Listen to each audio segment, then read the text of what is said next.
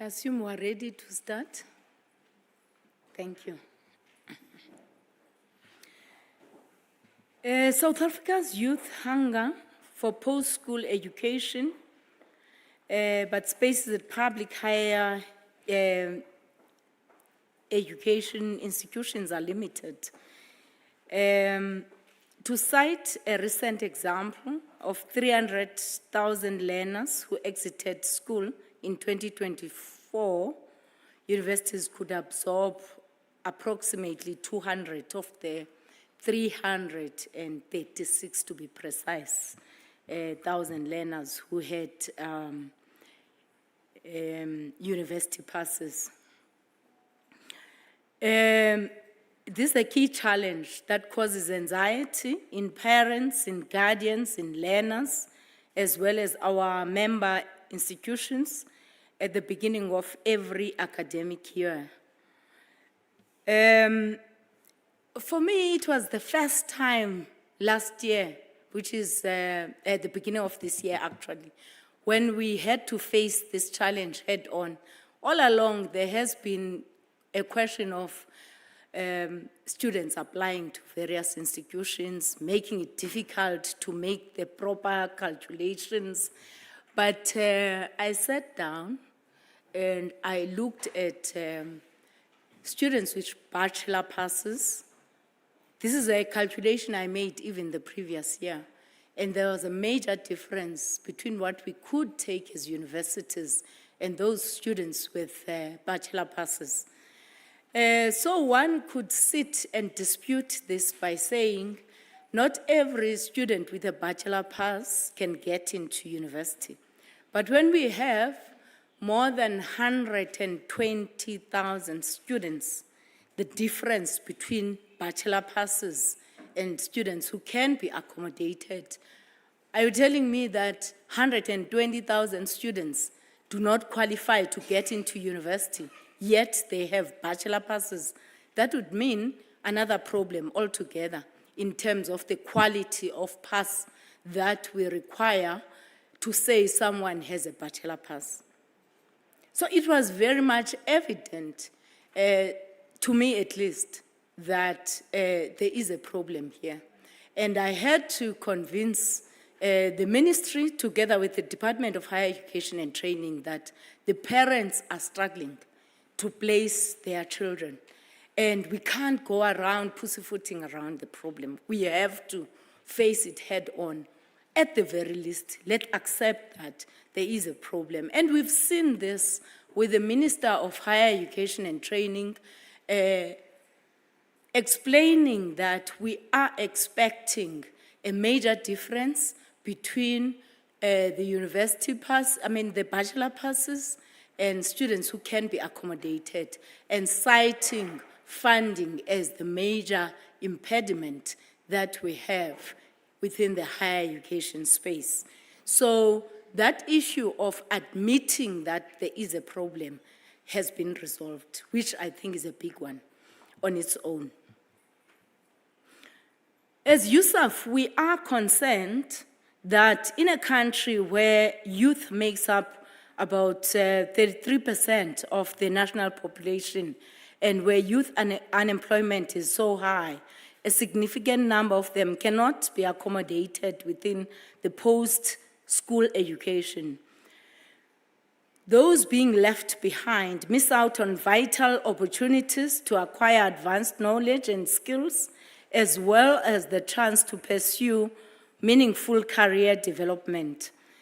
This not only affects individual potential, but also represents a loss to the broader economy. According to our higher education plan, it has been highlighted that the fact that we have the majority of the post-schooling education within universities is supposed to be a challenge, where within TVET and community colleges, they are supposed to dominate the space. But because they are fairly new in the broader scheme of things, we have universities still dominating it with more than 1 million, whereas when we look at TVETs, they constitute about half of that, and community colleges even smaller values. And the challenge is to grow the TVET colleges and also to grow the community colleges. That is the challenge that we're facing, and it's called an inverted pyramid within that higher education plan. And if one looks at the shape of the post-schooling education, that's the intended proportion. But what do we do for now? Do we fold arms? Do we wait for TVET colleges to be built? Do we wait for community colleges to be fully capacitated to take the number of learners and students who are coming from the basic education? What do we do now in order to deal with the kind of numbers that we are experiencing? And there's a big belief that students are keen on getting into universities rather than TVET colleges. The reality is that for some of us who have children who have diploma passes and certificate passes, they are grappling to be even admitted within the TVET colleges and the community colleges because they are a very, very small part of the post-schooling education. We're sitting with students who are not going anywhere, who are at home as we speak, from previous years, not from this year. So the ever-increasing pass rate at national senior certificate exams results in a growing number of learners qualifying for university admission each year. In a society that places greater value on university education than any form of post-schooling education, this trend intensifies pressure on institutions already operating under capacity constraint. Public universities face significant challenges, including infrastructure limitations and strict enrollment targets set in collaboration with the Department of Higher Education and Training. Compounding these issues are declining state subsidies, declining in relation to the CPI, and escalating student debt, which hinders universities from expanding their academic staff in line with increasing student numbers. While some institutions have considered expanding into distance education, current policy restricts this mode of delivery exclusively to the University of South Africa. Meanwhile, learners seeking admission to private higher education institutions must be financially independent, as state bursaries are not available to those outside the public sector.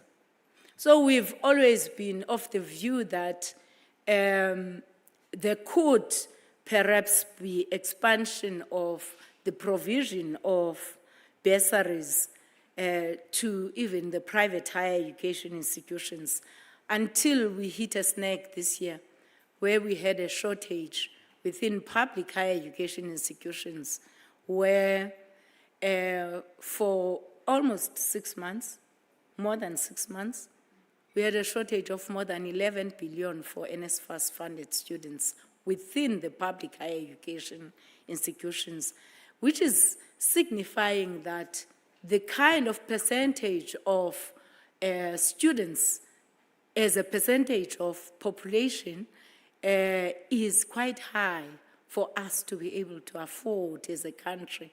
So that is another limitation that we have to deal with. And it has been made very, very clear this year when NSFAS failed to pay on time the services that universities had made, and there was a big delay until it was recently announced by the Minister of Higher Education and Training that the 11 billion that we have been short of will be provided by government.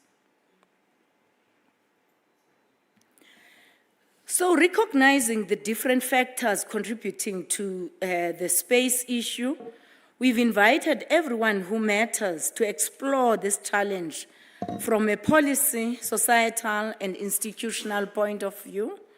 We aim to identify practical ways to keep the school leavers engaged in meaningful skills development that assures them of participation in the economy in future. Through this first thought leadership event of Universities South Africa, we are laying a foundation for a series of similar events, each of which will be dedicated to a specific challenge facing higher education. Today, our focus is on limited capacity of universities, an issue which, with implications for government policies, for universities, for TVET colleges, for private higher education providers, and the general public. We trust our partners in media to take today's message and break it down into chewable narratives for a solid understanding of especially parents, guardians of youngsters in their final year of basic schooling. For us, this is important. To be busy with media at the beginning of the year doesn't assist. If parents are aware of what this bigger problem is and what can be done for their students or for their children between now and the end of the year, for us, that would have been a big success, rather than really crowding at the beginning of the year each and every institution and queuing outside, sending in learners who do not even have resources to these institutions. This would have been a big success if parents are aware and they are aware of the fact that I'm not releasing my child without money, without an acceptance letter, without a clarity of where they are going to be accommodated to a university because of these challenges, unless I can find someone within that town, within that area, to ensure that my daughter or my son is safe. So to the distinguished members of our panel of experts, we are greatly honored to have Professor Martin Gustafsson, Professor of Economics at Stellenbosch University, a highly esteemed researcher and a long-time advisor to the Department of Basic Education. Thanks for that. That one was a tongue twister here. We thank Dr. Dennis Webstock, the Senior Director, Institutional Planning, Evaluation and Monitoring at the University of Johannesburg, for juggling her preset commitments for this day to accommodate this engagement. We appreciate Dr. Mamuchita George Motapa, who made time in his packed diary as principal of Sedibeng TVET College to attend this engagement in person. Thank you very much, Doctor. Thank you for being here, Dr. Karin Stolz-Eben, as a member of the board of South African Private Higher Education, representing the private higher education providers. This means a lot to us. Our organizations complement each other in higher education provisioning. There's a place for both public and private education providers in South Africa. We must collaborate more than compete with each other. Finally, Professor Andre Roux, Associate Professor and Principal Lecturer in Economics and Program Head for the Postgraduate Diploma in Future Studies at Stellenbosch University, Stellenbosch Business School. We thank you for gracing this event. Prof. Roux is online. This event and look forward to your contribution. I've never heard of a principal lecturer, but it looks like we have new titles. I've taught at Stellenbosch University for about 6 years, but this title, I think that must be a business school title, not the university. My job is not done until I introduce our moderator of today's deliberations, Ms. Kathy Motlatlana, a well-known and award-winning broadcast journalist and radio talk show host. On radio, Ms. Motlatlana is heard on SAFM, anchoring The Talking Point, a current affairs show. The show recently won the 2022 National Radio Award for the Best Public Broadcasting Service Daytime Show. Ms. Motlatlana has also previously won the National Press Club Radio Journalist of the Year. Kathy, as she is popularly known, is a sought-after moderator, an MC, facilitator. She became a regular on South Africa's corporate stages and online event platforms. Her accomplishments also include being selected to participate in the CNN Journalism Fellowship, being selected as a fellow for US President Obama's Young African Leaders Initiative, and being named by local publications as one of South Africa's leading women in broadcasting. We trust in you, and we are in good hands. Kathy, a warm welcome. On that note, I welcome all of you, colleagues, distinguished guests from all our participating institutions, independent organizations operating in higher education. I recognize the executive leadership in our institutions in attendance and look forward to fruitful deliberations and to the active participation of everyone attending this a very important dialogue. I welcome you all, ladies and gentlemen. The majority of the participants are online. So don't be cheated by the small number that we are seeing internally here. Thanks.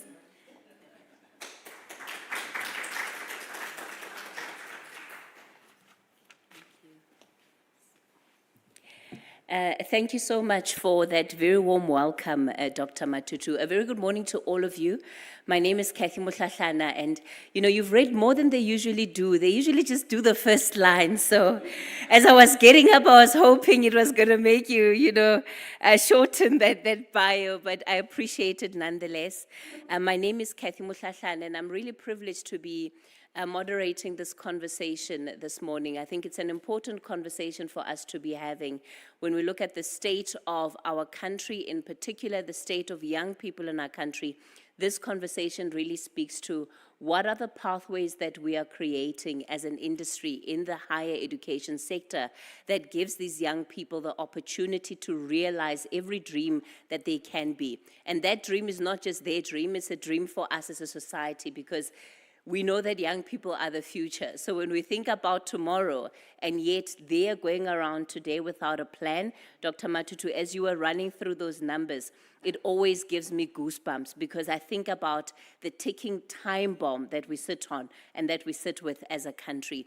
So today our conversation is to really spark, as you've heard, what is the first of many, but it's to spark a conversation and to say, how can we begin the journey of co-creation in as far as solutions for alternative pathways in higher education? How can we start that conversation? The hope is that by the end of today, there will be, even if it's not a long list, ladies and gentlemen, but that there will be at least clear outcomes in as far as recommendations for what it is that the sector can be doing, that the sector needs to be doing in order to really be true to this idea of rethinking what post-school pathways look like, to ensure that we do have more young people that are entering the workplace, that are able to enter the marketplace and really create a livelihood for themselves. Without wasting any further time, I'm going to invite onto stage somebody who's going to be opening the floor for us as our first speaker. He's a professor in economics at Stellenbosch University, an advisor to the Department of Basic Education, Professor Martin Gustafsson. He's built a solid track record of basic education research, publishing widely on education pathways for young school leavers. Some of that is work reflected in the report, Education and Skills for the Economy, and links to labor markets in South Africa, which Professor Gustafsson co-authored with two other scholars in a project commissioned by the National Planning Commission in 2020. Still in 2020, he published an article in The Conversation titled, "The Debates Around South Africa's School Exam Results Need a Richer Flow of Data." In that article, he argues that a school leaver's chances of further education or a job depend heavily on the skills reflected in the National School Certificate, which is what people today, of course, will call the matric. More recently, he produced the Department of Basic Education's report on review of progress in the basic education sector to 2024, an analysis of key statistics. For years, he's authored Chapter 2 of the annual National Senior Examination Report. So it's good to see the faces behind some of the reports that, of course, we read on an annual basis, Professor Gustafsson. And of course, he was originally a school history teacher. His interests include economic concepts in education planning, getting researchers and policymakers talking more to one another on matters such as teachers' remuneration and demographic of school systems. So we're incredibly honored to have the contribution of this expert who we believe is going to help guide this conversation. And he's going to kick us off with the topic, school completion is advancing more rapidly than university growth. what are the implications for youth and national development? Now, this is a hybrid event, so yes, there's some of us in the room. Later on, when we have discussions, we'll be able to participate with a roving microphone. Everybody else that's joining us on the online platforms, I'm going to encourage you, whether you're on Zoom or on YouTube, please go into the chat. That's where you'll be able to post your comments as the event is unfolding. It's also where we'll be looking out for your questions. If you have specific questions while the session is flowing, please post them through there. If you want a particular panelist to answer your question, please be very clear about who you're posing the question to. Otherwise, we will open it up to our panelists to see who will be best suited to give you an answer. So please make sure that as we're running with the session, you are interacting and engaging with us via the chat groups that are available on YouTube and, of course, on Zoom. So, Prof, let me then hand over to you and give you an opportunity to give us your presentation. Please, let's give him a warm round of applause as he comes up.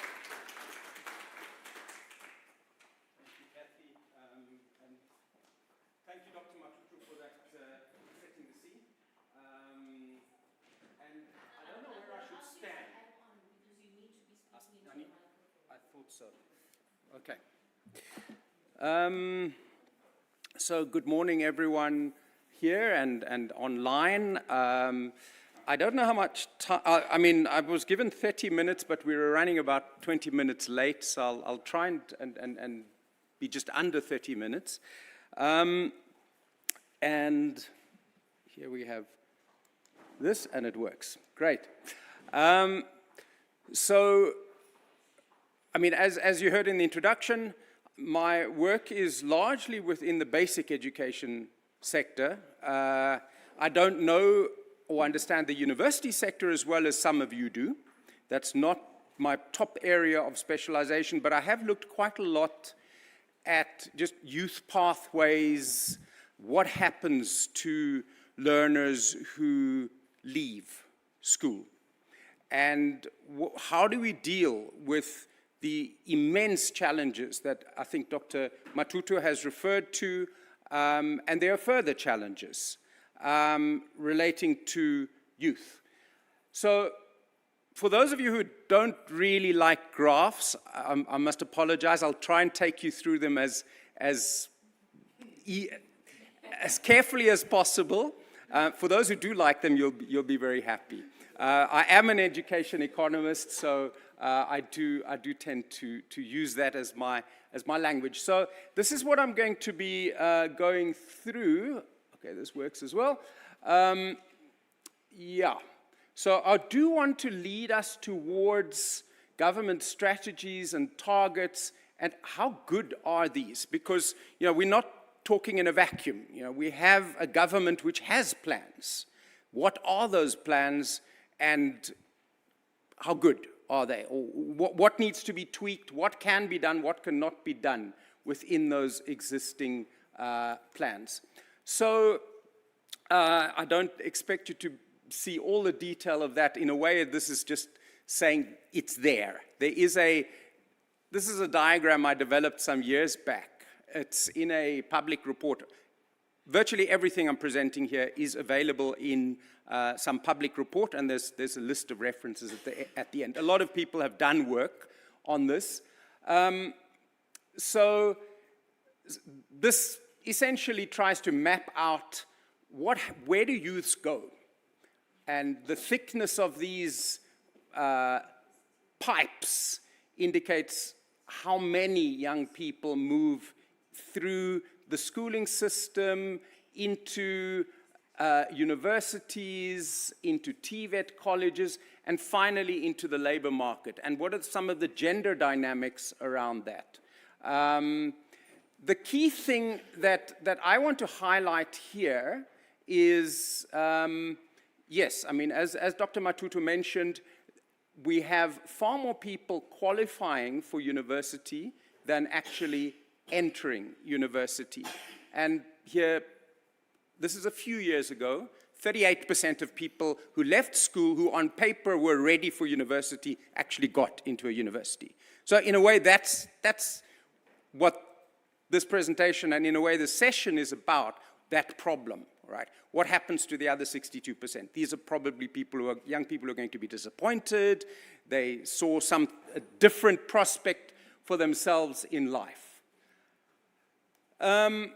What's also, I've highlighted this here, so employment opportunities are obviously very different depending on how much education you have.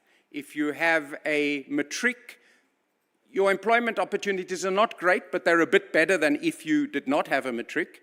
But let's not forget that there are a lot of people who don't have a matric who still do have jobs. So it's not as if there's like, if you don't get a matric, you have zero chance of getting a job. Things are much more nuanced than this. A lot of people that you see working every day when you go to the supermarket and so on, they don't have matric, all right? And we need to plan for all these kind of levels of education that are coming out of the system. If you have a matric, you have a greater chance of employment. Having a university qualification improves your chances enormously, all right? There is some graduate unemployment in South Africa, especially in recent years, but your situation is way, way better than for other young South Africans. So what have some of the trends been, all right? If a lot of young people are not going to university, how long has this been around? We know that this graph is taken from the official DBE matric report, and this is something that gets shown every year, and the minister shows this. It's a success story. We have more people getting the matric, the NSC. We have more people getting a bachelor's level NSC, and this is often trumpeted as this big success. But it's a bit narrow because the wider issue of like where do these youths go is often not sufficiently addressed.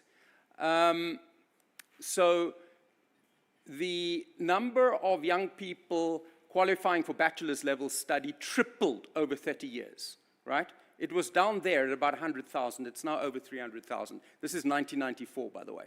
So for a long time, it stayed at about 100,000. Then in around about 2008, it started taking off. And in some ways, that's good, and in some ways, it creates tensions. Of course, it's not only somebody with a bachelor's level pass who can go to university. If you have a diploma level pass, you can go to Tshwane University of Technology and do a diploma in fashion, right? That's a university qualification. So actually, that 300 and something thousand becomes 520,000 if you count people who qualify for diploma level studies as well. So that's a very large number, and currently we're taking in about 180,000 every year into universities. So that's a fairly small proportion of that. Then, if you look at the household data, it confirms what you would expect in the population. Those successfully completing grade 12 has increased from 40% to 60% of youths over the last 30 years. So then I wanted to just get some clarity around the numbers and the trends with respect to entry into universities. I actually couldn't find this graph, so I went and redid it using the header analyzer. A very useful facility to get university numbers, right? Maybe this is sitting somewhere in a CHE report, but yesterday when I was preparing the presentation, I couldn't find it. So I wanted to know how many first years are coming in for the first time at undergraduate level, at universities in South Africa. And here you see it, and it's broken down by race. And currently, it's sitting at, it's jumped around quite a bit. I mentioned 180,000, 200, somewhere between 180,000 and 200,000 young people go into university for the first time. A lot of those people don't complete, all right? But at least they start. And very often there's this idea that this is a waste. I'm not so sure that it's entirely a waste. I think having spent 1 or 2 years at university is better than having not spent any time at all. You do develop networks. You may not get that qualification that you want. You may end up going to a TVET college or something, doing something different, but at least you've had some exposure that you otherwise would not have had. So I don't think we must think of those who enter and don't complete as a complete waste. Obviously, it is a problem, but yeah. So the numbers have been going up. Back in 2000, we were sitting just over 100,000. Black African participation has gone up a lot. I'm surprised that white participation, according to the HEDA data, has gone down as much as it has. Indian as well. But clearly there has been, in terms of who goes to university, who enters a university, there has been transformation. And it's more representative of the population than it was back in 2000. But these increases are not as large as the increases in the output of schools. And that's what's creating this problem. And here you can see the problem. Currently, around about 40% of those who qualify for university get into university. 2010, that would have been 64%, right? The entry into university has just not increased as fast as entry in as school leavers ready for for university studies. But now there are some nuances in the university numbers that I think we need to take into account. This is from an article or from a paper that some UCT analysts came out with recently. By the way, these little red numbers are references to the slide with the sources. So this is available online. And I think what is quite sobering is looking at the percentage of young people, defined here as young people 25 to 35, who have a university qualification. The percentage for whites has gone up. For Indians, it's gone up. It's gone up a bit for Black African and colored, but not a lot. So Black African and colored youths with a university qualification is actually lower than you would expect. I was surprised when I saw this, because DHET is kind of presenting these numbers about growth in the university sector. And we saw that the number of first-year students has been going up at university. So how on earth is it possible that the numbers of young people in the population with a university qualification is not going up? Some of the answer lies in the next slide. And that is that a lot of South Africans get their first university qualification quite late in life. It's very different to many other countries. A lot of people in their 30s and 40s are getting a qualification for the first time. Often that's through UNISA. And I think that partly explains why you've seen increases in the participation at universities, which are not reflected as one might expect in young people with a university qualification. Other things, of course, we need to focus on so if we want universities to expand, to take in more young people, to give more young people opportunities, but importantly also to grow the economy. Because let's not forget that getting more young people into university is not just about their jobs. It's about the economy and the knock-on effects on the entire economy, and that for every university graduate we produce, we're producing more than one extra job. We're producing a lot of other jobs in an economy which is still quite skills constrained. The public sector and the private sector struggle to find people. I mean, in the Department of Basic Education, we see this. We want to appoint statisticians, we want to appoint financial analysts. We have lots of people applying, but very often the department takes the decision, no, none of these people are ready. All right? So this is not a myth that we have a skills-constrained economy, And that's a key reason why we need to expand post-school education. But so this bottom part of the slide looks at the spending aspect. So, I mean, you would know that spending per university student has risen substantially, especially after the Fees Must Fall movement. A lot of it has gone into NSFAS. NSFAS, of course, struggles to keep up with the demand, but essentially it's become quite a lot more costly for the state to fund every university student, all right?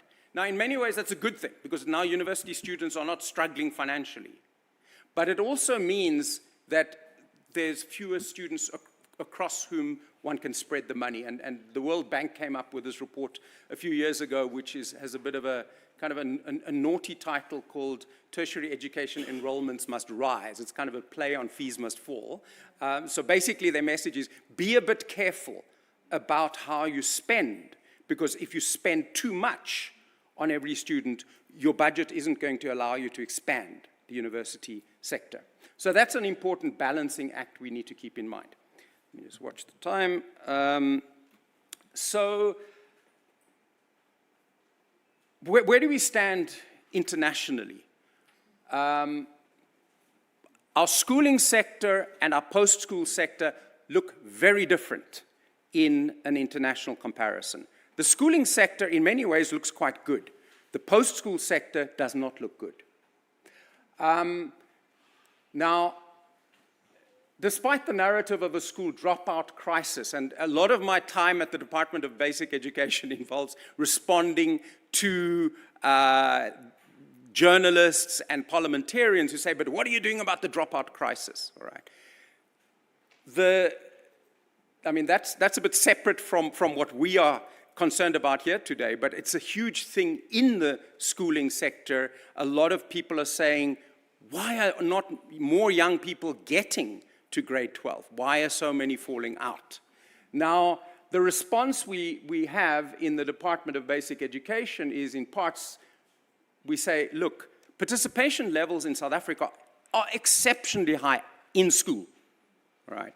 This is by age, and the red curve is South Africa. So even at age 20, 21, 22, this is schools, not post-school education, only schools. Youths in South Africa have about the best opportunity of any place in the world to have access. Quality is perhaps a different question, but they have access. So that's certainly not a problem. It's not as if we are kind of pushing a lot of young people out of school. When it comes to successful completion of grade 12 or of upper secondary, we're about that's where South Africa is now. So this is a line. Richer countries clearly have more successful completion of secondary, poorer countries have lower. We're about on the line. So we have very high participation, we have about average completion. But why do we have high participation and average completion? Why isn't our completion then above average? Repetition. So a lot of this participation is about people repeating at high levels. I mean, the repetition in grade 10, for example, is 30%. 30% of learners in grade 10 at any point in time are repeating that grade.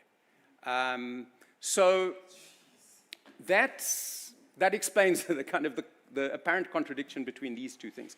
But we don't have a dropout crisis in the sense that what we have is quite normal for a developing country. You know, I would say, if you want to look at a crisis in South Africa, look at youth unemployment, because the crisis is youth unemployment, not necessarily dropping out. They are dropping out. There's this level of dropping out in Brazil, even China. A lot of young people don't complete secondary schooling.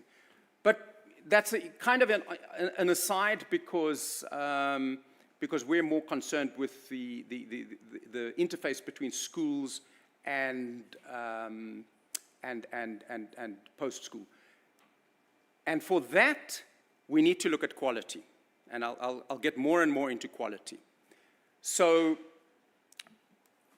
if we want to talk about quality, it's widely acknowledged, it's in the National Development Plan, that we have a quality problem in the schooling sector. And that then influences what can happen at the post-school level. The good news, and it's a very, very difficult narrative to push, the good news is that, here again you have one of these graphs with country, each dot is a country, and then you have income at the bottom, and then you have the quality of education according to the TIMS program. I think this has just died. Anyway, so in terms of the quality of education, back in 2003, South Africa was below the curve. South Africa was way out in the wilderness when it came to the quality of schooling. We were really, really bad. Fast forward to the last TIMS results of 2023, and we're normal. And this has happened gradually. We've seen every time there's been a TIMS assessment. By the way, TIMS is this international assessment that tests lower secondary mathematics. It's a very, very good reflection of how well a country does in terms of the quality of its schooling. Our quality has improved. It's not great, but it's on a par with Brazil. All right? And Brazil's not great either, but at least we're not exceptionally bad. We're kind of where we should be. And that means that it's a bit easier for post-school institutions. And I know post-school institutions do often complain about quality, but part of that is because as you're expanding, you're obviously taking in more learners who have a difficult background, and that doesn't necessarily mean that the average in the schooling system is getting worse. In fact, there's very clear data that it has improved.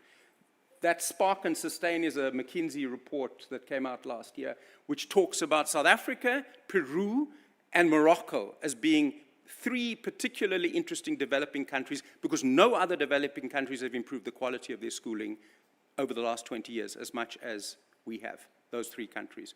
It's a very difficult narrative to sell because we're quite stuck in like a lot of pessimism in South Africa because a lot of our indicators are awful. You know, our GDP growth, our unemployment, those figures are not good. But in education, there have been some positive developments. So now moving to higher education. The DHET has this really excellent labor market intelligence report that came out a couple of years back that compared South Africa's participation at university and outputs from universities to other countries. We are, there you see South Africa way below Mexico, way below Brazil. It's not a difficult argument to make that not just from the perspective of the opportunities of individual youths, but from the perspective of the development of the country, we have to grow our university sector because we're a relatively modern economy and we need the skills that universities produce. And here, this is from another report, the bottom right. This, you can see the green curve is South Africa and it kind of slopes up this way and older people are on the left. The probability of having a university qualification are considerably higher if you're an older South African, 30, 40, than if you're a younger South African. And it's not because we were producing more qualifications before, it's because South Africans get qualifications quite late in life. And I think that's something that we haven't looked at carefully enough. I don't think CHE, for example, is looking at that as a problem. All right, because it does mean that the skills that you acquire, you can only use now for another 20 years, before you retire. You want people to acquire those skills quite young, quite early in life. So this is a crucial graph. It's what I did with some colleagues at the Department of Basic Education is we looked at what schools are supplying and what universities demand in terms of the mathematics mark. And this shocked me because I had been under this impression that the thing to really look at is the bachelor's level pass. Is your matric a bachelor's level pass, what used to be called an exemption, all right? It turns out that that is increasingly not the critical threshold. The critical threshold is mathematics, your mathematics mark. So we went, myself and some others, we went through the HEDA data, looked at SESM first order qualifications by different universities, and went to the websites of these universities and looked, what do you require? Mathematics is required, or a particular mark is required by 2/3 of first year, for 2/3 of first year students. The other third are, the lawyers, the humanities, the actors, the painters, but for 2/3, and that ranges from, of course, engineering to finance, commerce, you need to have a minimum mark in maths. Now, that minimum mark is different. You can see right at the right, it's 60 for maths and 60 for physical science. So often maths and physical science are the two things that feature. On the far right, you can see that about 20,000 university first-year students were studying something where they had to have 60.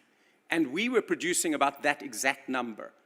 That's not a good thing. We should be producing more. Because not everyone who gets 60 in maths wants to do commerce. There are people who get 60 in maths and want to do art. And then they're not required. So this is not actually matching individuals. This is just looking at the overall kind of supply and demand. And then you see different mark levels going all the way down to 40 for maths, no requirement for physical sciences. And there, the university requirement actually exceeds what schools are providing. All right. By the way, all of these are cumulative, because if you've got if you've got 60 in maths, you obviously qualify for a program where they only require 40, all right?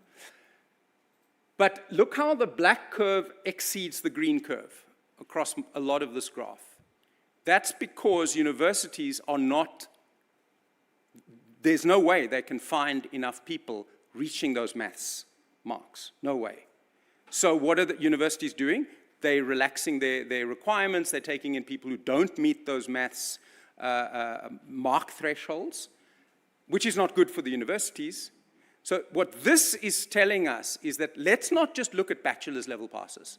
There are a lot of the young people who are getting the bachelor's level passes. If you dig beneath the surface, they're not getting the maths. All right. You can still do expansion in the humanities, but if you look at government's priorities, they want expansion in STEM. All right, and STEM means you need to have some maths. So this, in a way, was not terribly popular in the Department of Basic Education, because it was like saying, actually, we are part of the problem, all right? Just producing more bachelors on its own is not enough. We need to have better maths outcomes, because universities consider this a particularly important requirement. So, all right, 2 slides left. No graphs. So what are the government's strategies and targets? Okay, so we have a 5-year government plan, which came out earlier this year. And one of their priorities, and I think this is a really good priority, I've been amongst those pushing for this as a government target, let's get more young people getting 60 in maths. Yes, sure, some have to only have 50 or 40, but let's put 60 as a target, because it's a very common target, especially for high-end engineering, etc. subjects. So that's there. How does one achieve this? I think we need a lot more clarity around that. If you look at the media currently, you'll see a lot of emphasis on the problem of young people taking maths literacy and not maths. I would say the problem is the other way around.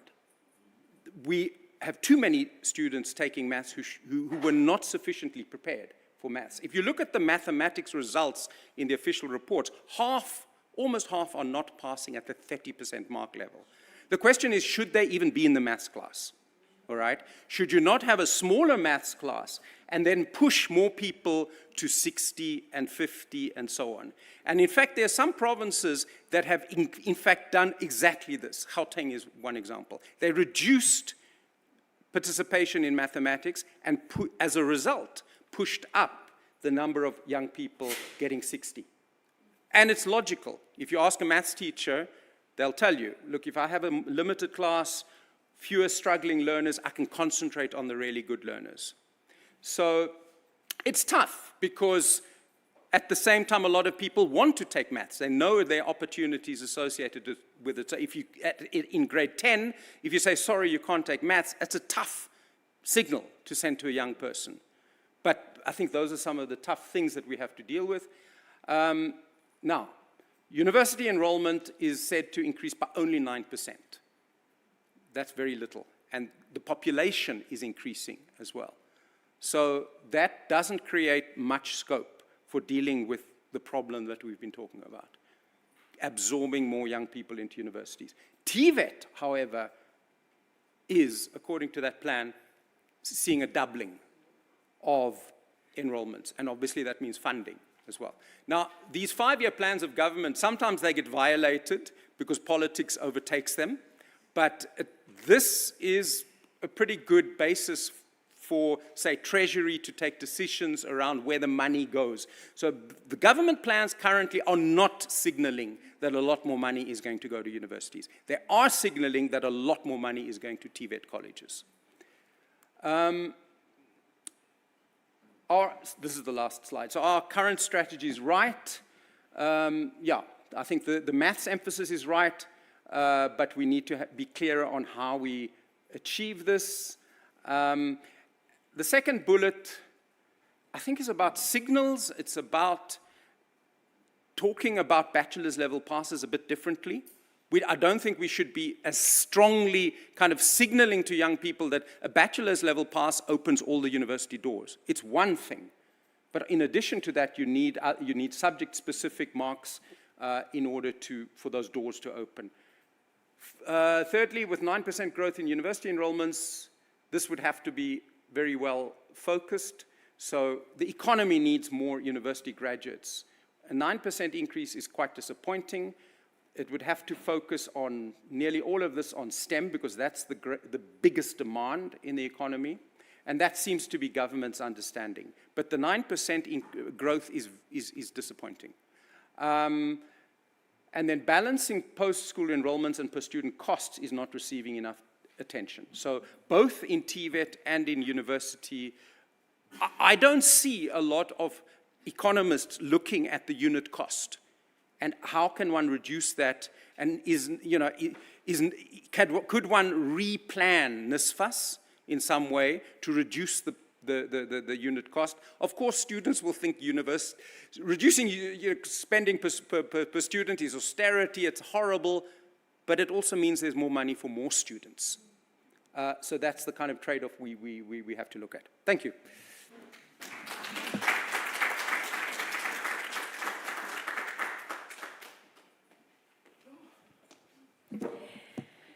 Thank you so much, Professor Gustafsson, for that very comprehensive breakdown. I think you gave us the good, the bad, and the in-between, you know. We were not sure how we're feeling quite after that presentation. At least you didn't leave us completely on the floor, you know. You gave us glimmers of hope too. And I think that there'll be important things that we pick up on in our discussion with you shortly. So to then move on to our next speaker without wasting any further time, Dr. Denise Webstock is the Senior Director, Institutional Planning, Evaluation and Monitoring at the University of Johannesburg. Her responsibilities include the university's strategic and performance plans, enrollment planning, institutional research, amongst others.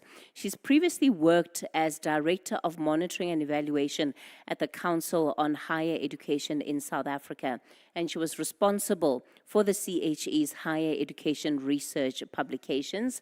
And she, this morning, is going to be talking us through the complexities of universities' institutional and enrollment planning and the policy constraints that hinder public universities from leveraging distance learning. I guess really building on the foundation that Professor Gustafsson has given. Please let's give her a warm round of applause as she comes up.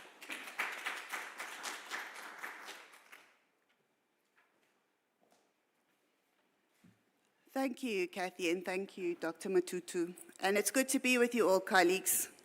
I'm not sure if I'm going to continue with too much good. There's a fair bit of bad, and I suppose there's also a fair amount of ugly as well, unfortunately. But that's the reality of the situation.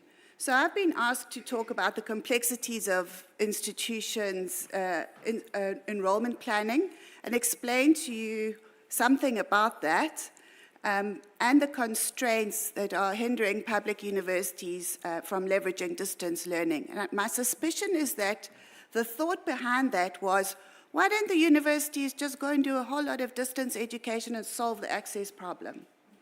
I think that is what is behind it. So colleagues, I'm going to start, I work with data every day, but here I'm doing big picture stuff. So thinking back to the post-school space and the very exciting policy years of 1994, when we were going to solve all the problems. There was transformation. We were going to pull together a fragmented system. We were going to grow the system. We were going to offer education that was really important to get our economy going, etc. And one of the things that stays with me, and Dr. Matutu mentioned it, was the inverted pyramid. Now, colleagues, this is going back a bit now. What did our picture look like in the post-school space?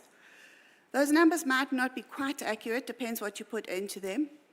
But we had what we call this inverted pyramid. As a country, we're producing far more university enrollment or university headcounts relative to further education and community-based education. And you all know, I think it's commonly understood, that the engine of any developing society is actually that middle one. It's really, we know that for every professional engineer, for instance, you need 100 engineering technicians. But do we have those? So with great enthusiasm, we embarked on the National Development Plan, and we tried to change that picture somewhat in our aspirations and have the righted pyramid. And we wanted to get to, by 2030, universities at 1.6 million, TVETs at 2.5 million, and CBEs at 1 million. So that was the aspiration. I'm not quite sure where those numbers came from or whether they were realistic or feasible, but that was the picture that we wanted to get to. Where were we, however, in 2023? A much bigger pyramid. We have to give ourselves kudos for having increased university enrollments by 150%, etc. The TVETs hugely, but the shape is still the same. So we still have universities currently at 1.3 million enrollments. You will see there that 371,000 odd of those are distance. Okay, so those are at UNISA. So you cut that down to what's in contact. We have seen the private sector come on board, and I'm glad Karen's here to talk to that. We're at 200 and, what is it, can't quite see, 86,000 odd students in the private sector. I think I'm correct in that. And community-based education has grown as well. But the picture, the shape, is still unfortunately the same. So I just want to explain something about the complexities of enrollment in universities, and I apologize to those of you who were at the DHET DBE USAF workshop recently, because some of these slides are the same, but I am going beyond that. So from a university perspective, now I have universities and a UJ hat on at the same time. You can never get rid of your UJ hat, honestly. So the intention from enrollment, and we didn't always have enrollment, this was a new thing that was brought in some 20 years back, was to manage the size and shape of the university sector. You can't just work on your budget from last year and add 10%, not going to work. The idea was to make sure that we had a system that funded students equally at all different institutions and according to what they were studying. So there was enrollment planning, and it was very much related to government budgetary considerations. What can we afford to do? So we don't have runaway institutions just enrolling students who could not be subsidized. So of course we negotiate plans with the DHET for 5 to 6 years at a time. We have just last year put in our plans for 2020 26 to 2030. So that's where we are right now. And now it's quite a detailed operation, colleagues. It's not just, UJ, you can have 55,000 students. No, we have to plan not only the overall headcount that we can accommodate, but first-time entry students, because that's where your system grows, because that obviously will continue year on year. We have to look at the knowledge fields. Do we want to go more into SET that we've just been talking about? We're looking at the qualification types. Are we still offering diplomas for those who don't have the maths, etc.? We're looking at our undergrad, postgrad ratio, all of that, international students, so all of that has to be planned. So the number and your mix of students determines what we call the teaching input subsidy, the teaching input units. Not every student is subsidized to the same extent. Depends on the load they're carrying, depends on the qualification they're doing, the year that they're in, etc. And this is really important to get right. And I suspect my DVC academic is on the line, and I know this is something that concerns her greatly. We have to get that right so that we secure our income, because that is about 60% of most universities' income. And we live in fear, colleagues, of the department's corrective measures, because if we are 2 or 3% out of what we planned, our subsidy will be penalized. So we worry about that. That's one of the things that keeps us awake at night. Now, that means we have to plan well ahead. We can't suddenly deviate and say, okay, let's go and change our qualification mix to offer a whole lot of distance, or let's see that we want to move to SET or whatever, because we are essentially locked in for a 5-year period. As I said, we handed us in last year to 2030. Not much we can do now. That's where we are. First-time entry students is really very important. That's a metric that the department watches very carefully, because as I said, that means they are locked into, if we have taken students and you're morally obliged to continue to fund them once they are in the system, but that has implications for the department's budget and obviously also for NSFAS. So if we suddenly increased our intake, NSFAS would not be able to cope. So there is that. So we have to, it's very difficult to shift an enrollment mix. It's taken us at UJ maybe 10 years to shift our undergrad, postgrad balance to where we want it to be by gradually doing it each year, long-term planning. And we know, Prof. Gustafsson talked about a 9% growth. I doubt whether that will even be possible, quite honestly. We haven't got the final outcomes of our current enrollment plans, but we know that the DHET is constrained.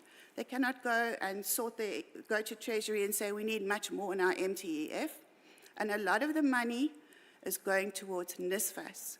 If you look at the graphs at what goes towards NSFAS and what goes towards the university, the lines have crossed, actually. It's going far more towards NSFAS, well, towards NSFAS now.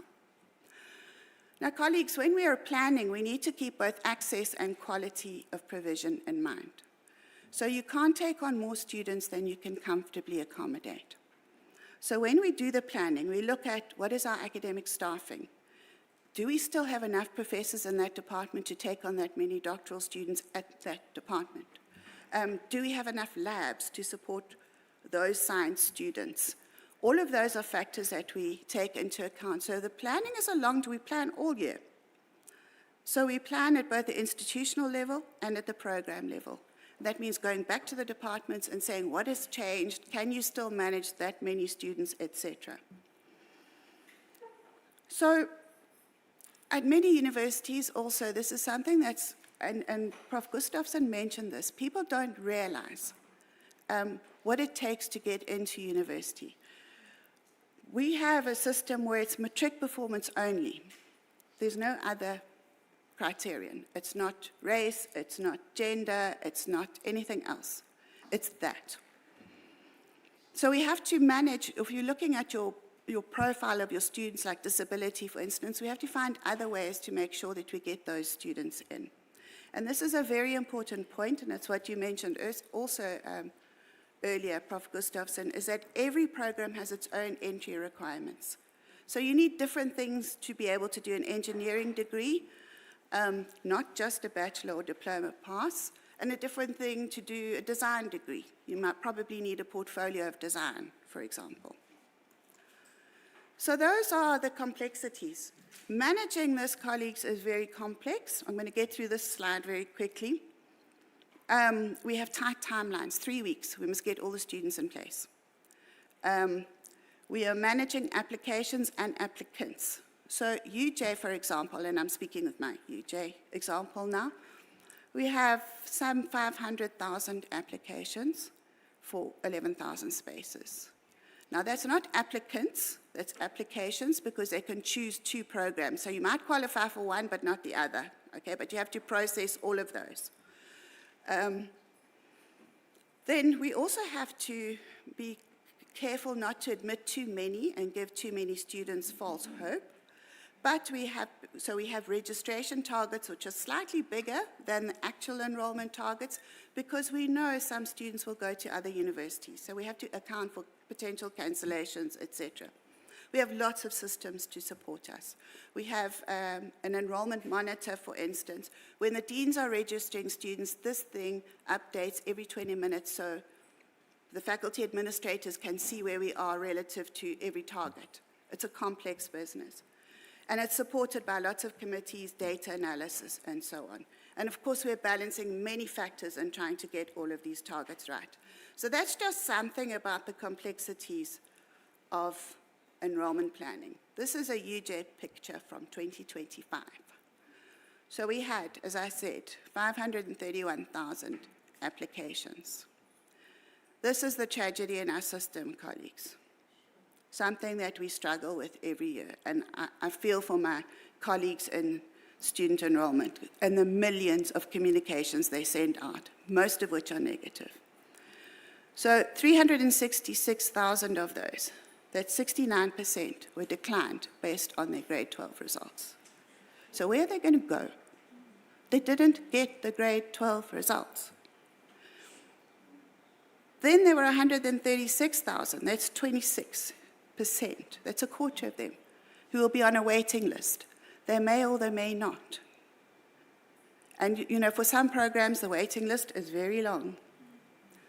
Then, colleagues, we admitted 13,547, and we also admitted 14,567. Those are what we call orange carpet students. Those are students with an APS of 37 and above 70% in their 6 best subjects, excluding LO. Okay. So, and then we've got the 11,000 places. So you can see, we also notice that our median APS has been going up over the years, of whom we admit. Contrary to an impression of lowering standards, etc., we are changing some of the admission requirements and raising the bar so that we don't have such long waiting lists, etc. We do look at the APS and we do look at the maths requirement. This is putting this back into the national picture. 615,000 NSC passes. This comes from the DBE reports, class of 24, of whom 337,000 had bachelor passes. And of course, yes, there are also diploma passes, but that's bachelor passes, just for argument's sake. There are about 200,000 places in higher education for new entrants. You will see of that, you can see the particular universities next to that. UNISA takes in 58,000 of those 200,000.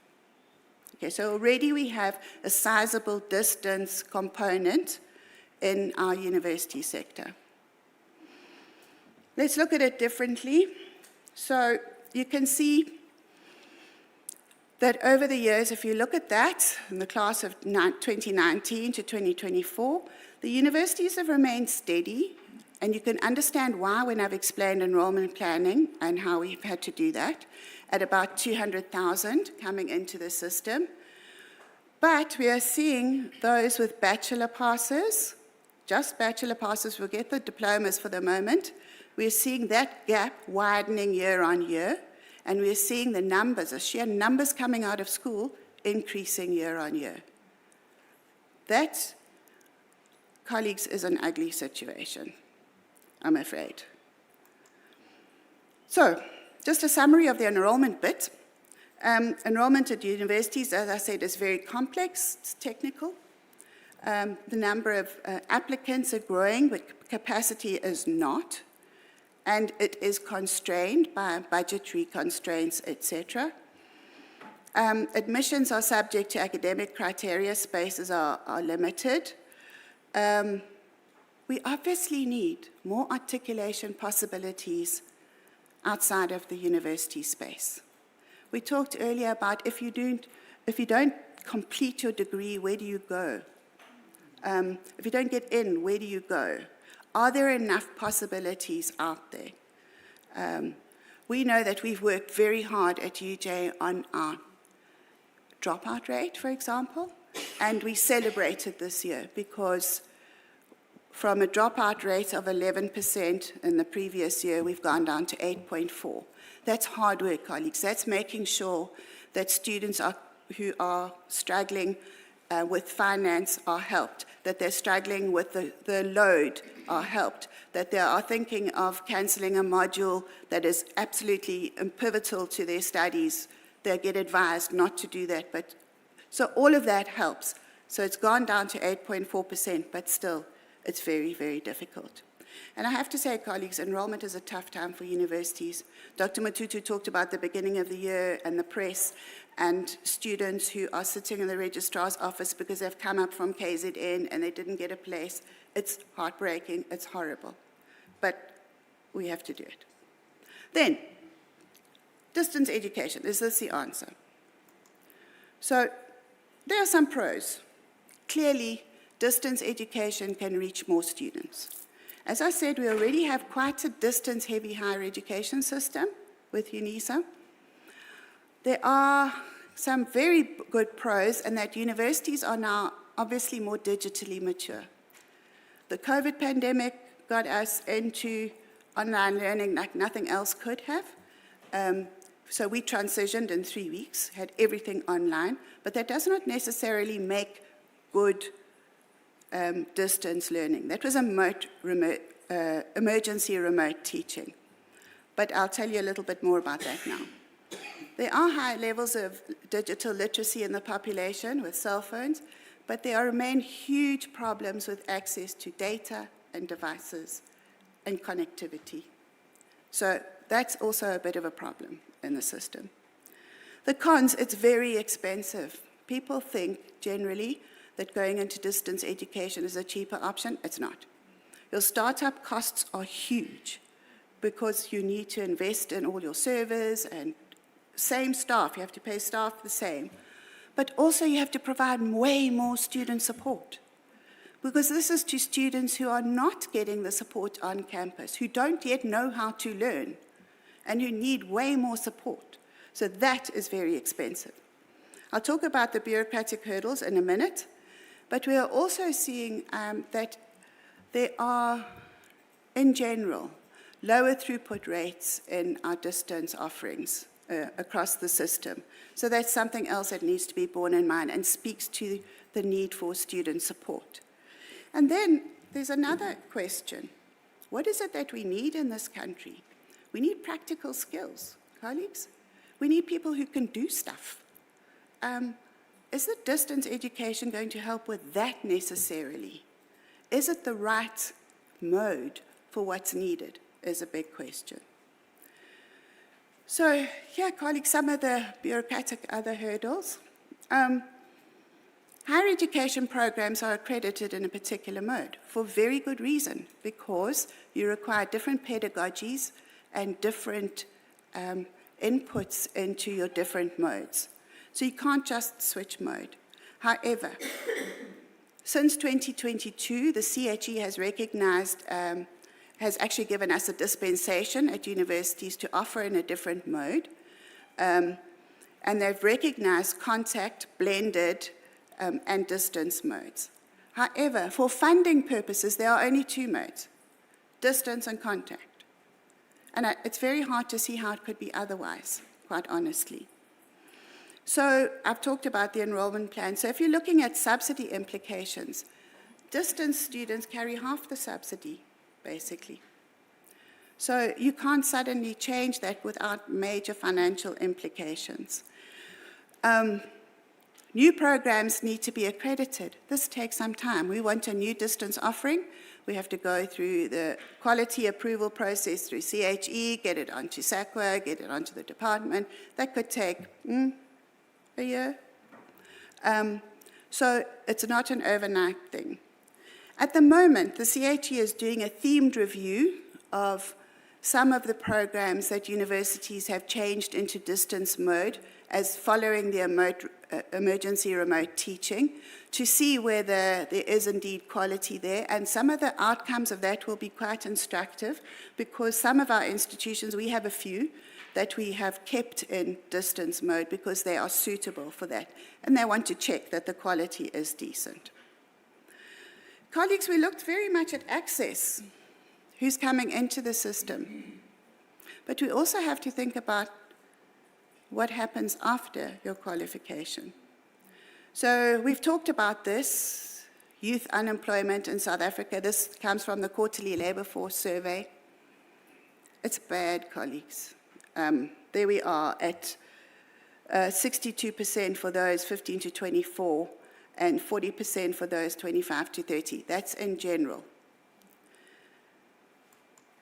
We mentioned that graduate unemployment is not as bad, but it's growing.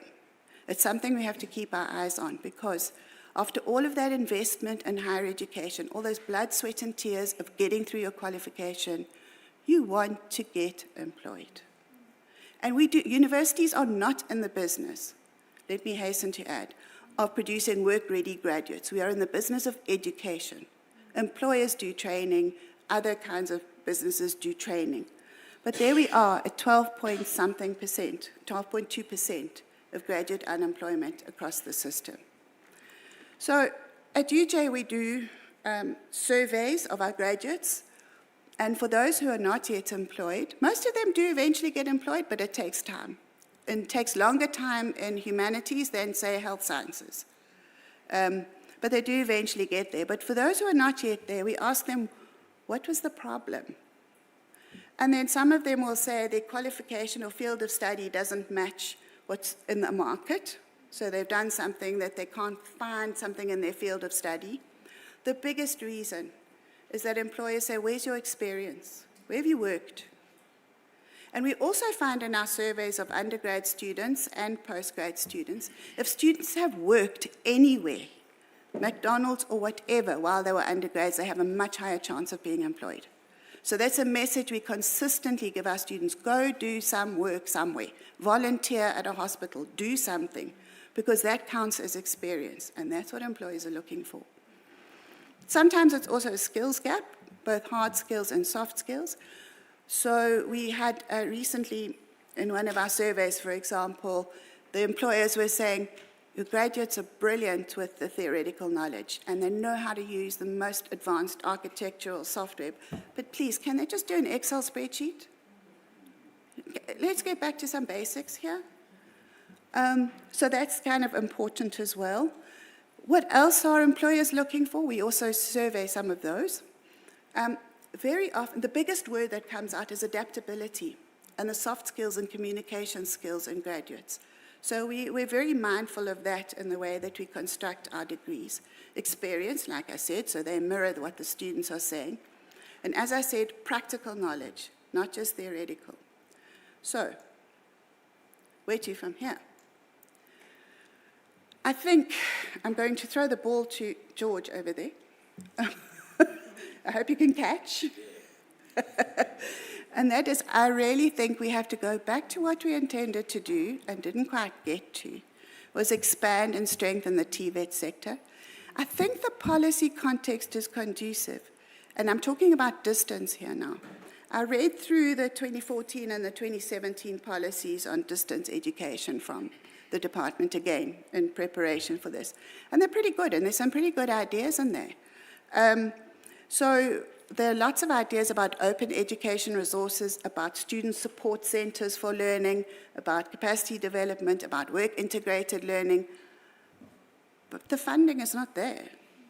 That's the problem. All those ideas have been there for now a long time, but the funding is not there. So when it comes back to universities, I think that we should use distance advisedly. It's expensive, and we know that massive expansion will probably not be subsidized. We will not have subsidized students in those courses, but unless we do that gradually. We also have to consider the market. If it's distance and they're not subsidized, who can pay fees, even if they're affordable fees? We have to think about who's your market. And I don't know that that on its own would solve the access issue. That's the bad news. I think, however, though, we should be focusing our distance education offerings on shorter provision.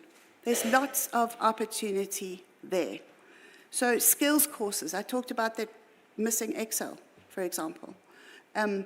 Micro-credentials, that's really short things, not months, but a couple of weeks. Can we make those stackable? Can we put all of those together and make a student who does not have a degree employable?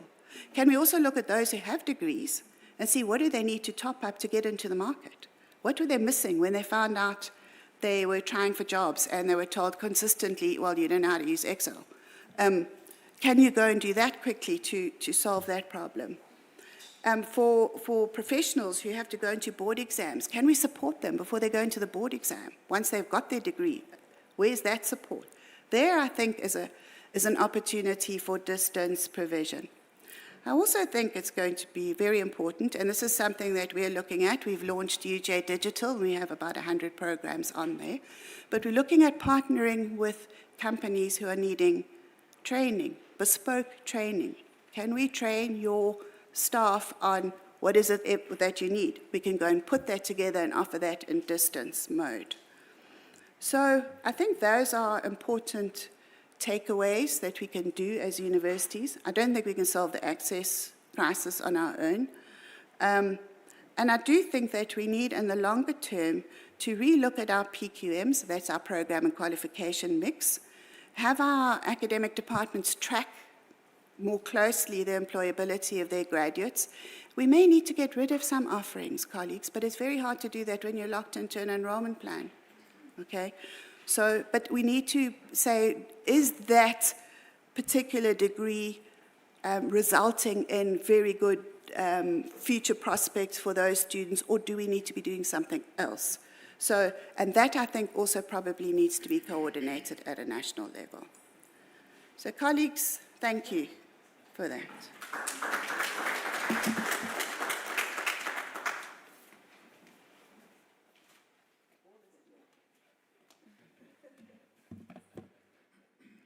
Sure.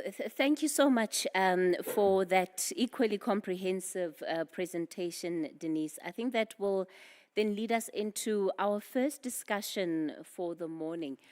And perhaps to start it off, of course, we've been noting the questions and comments that you've been posting through on Zoom and on YouTube. Please continue to do that. And I'm going to urge you, if your question is for a specific panelist, please be clear about who you would want to answer the question. But I have noted some of the comments and questions that have come through already. I think, Professor Gustafsson, I want to begin with you. Just coming out of the presentation that you gave us, as I mentioned earlier, there was a little bit of everything, right? Some good, some bad. But the spending that we are seeing, I think, across the board within our education sector, you look at how it's broken down. Of course, universities get the biggest chunk, and then you've got TVET colleges that have a much lower portion. You've got ECD conditional grants somewhere there at the bottom. Overall, there is this pattern and this concentration of spending, and yet when I look at your report, it's where we're getting the least outcome in as far as value for money.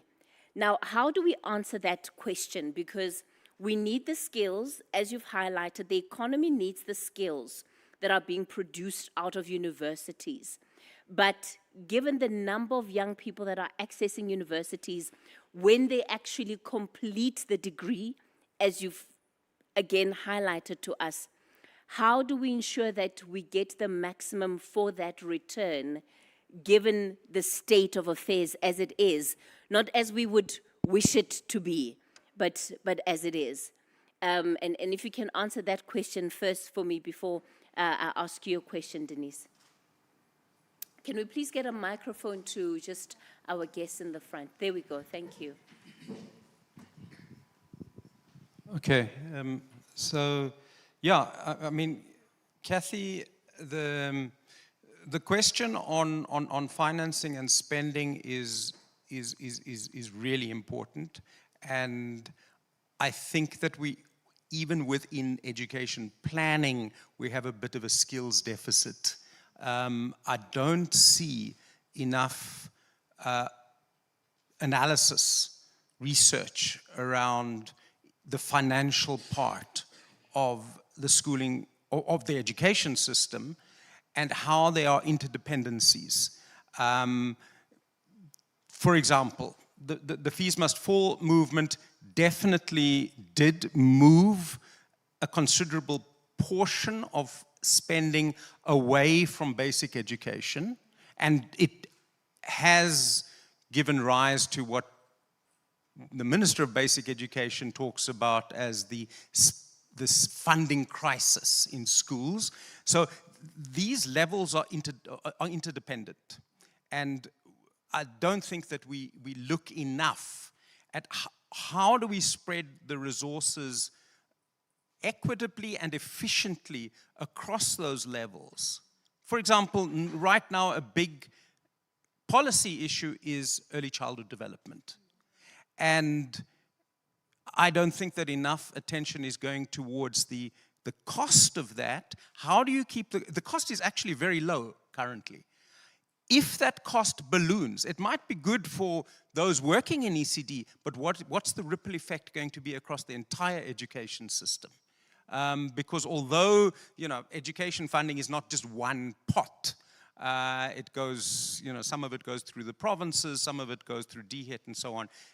There are tensions between those different levels. And as I mentioned earlier, there are tensions relating to how much we spend on every learner, on every student.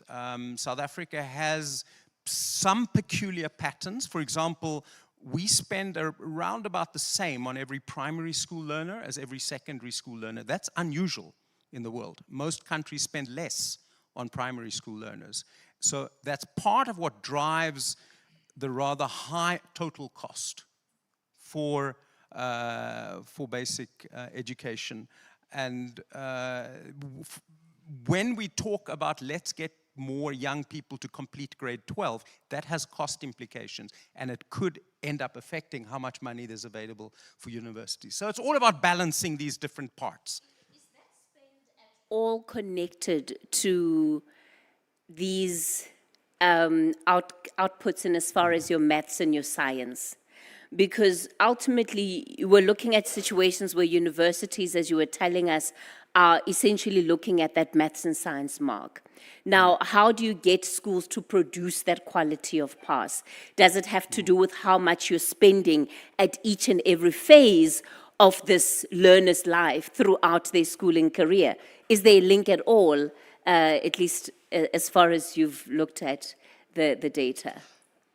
Yeah, obviously there are important relationships between how much you spend and what you get in terms of the skills and quality.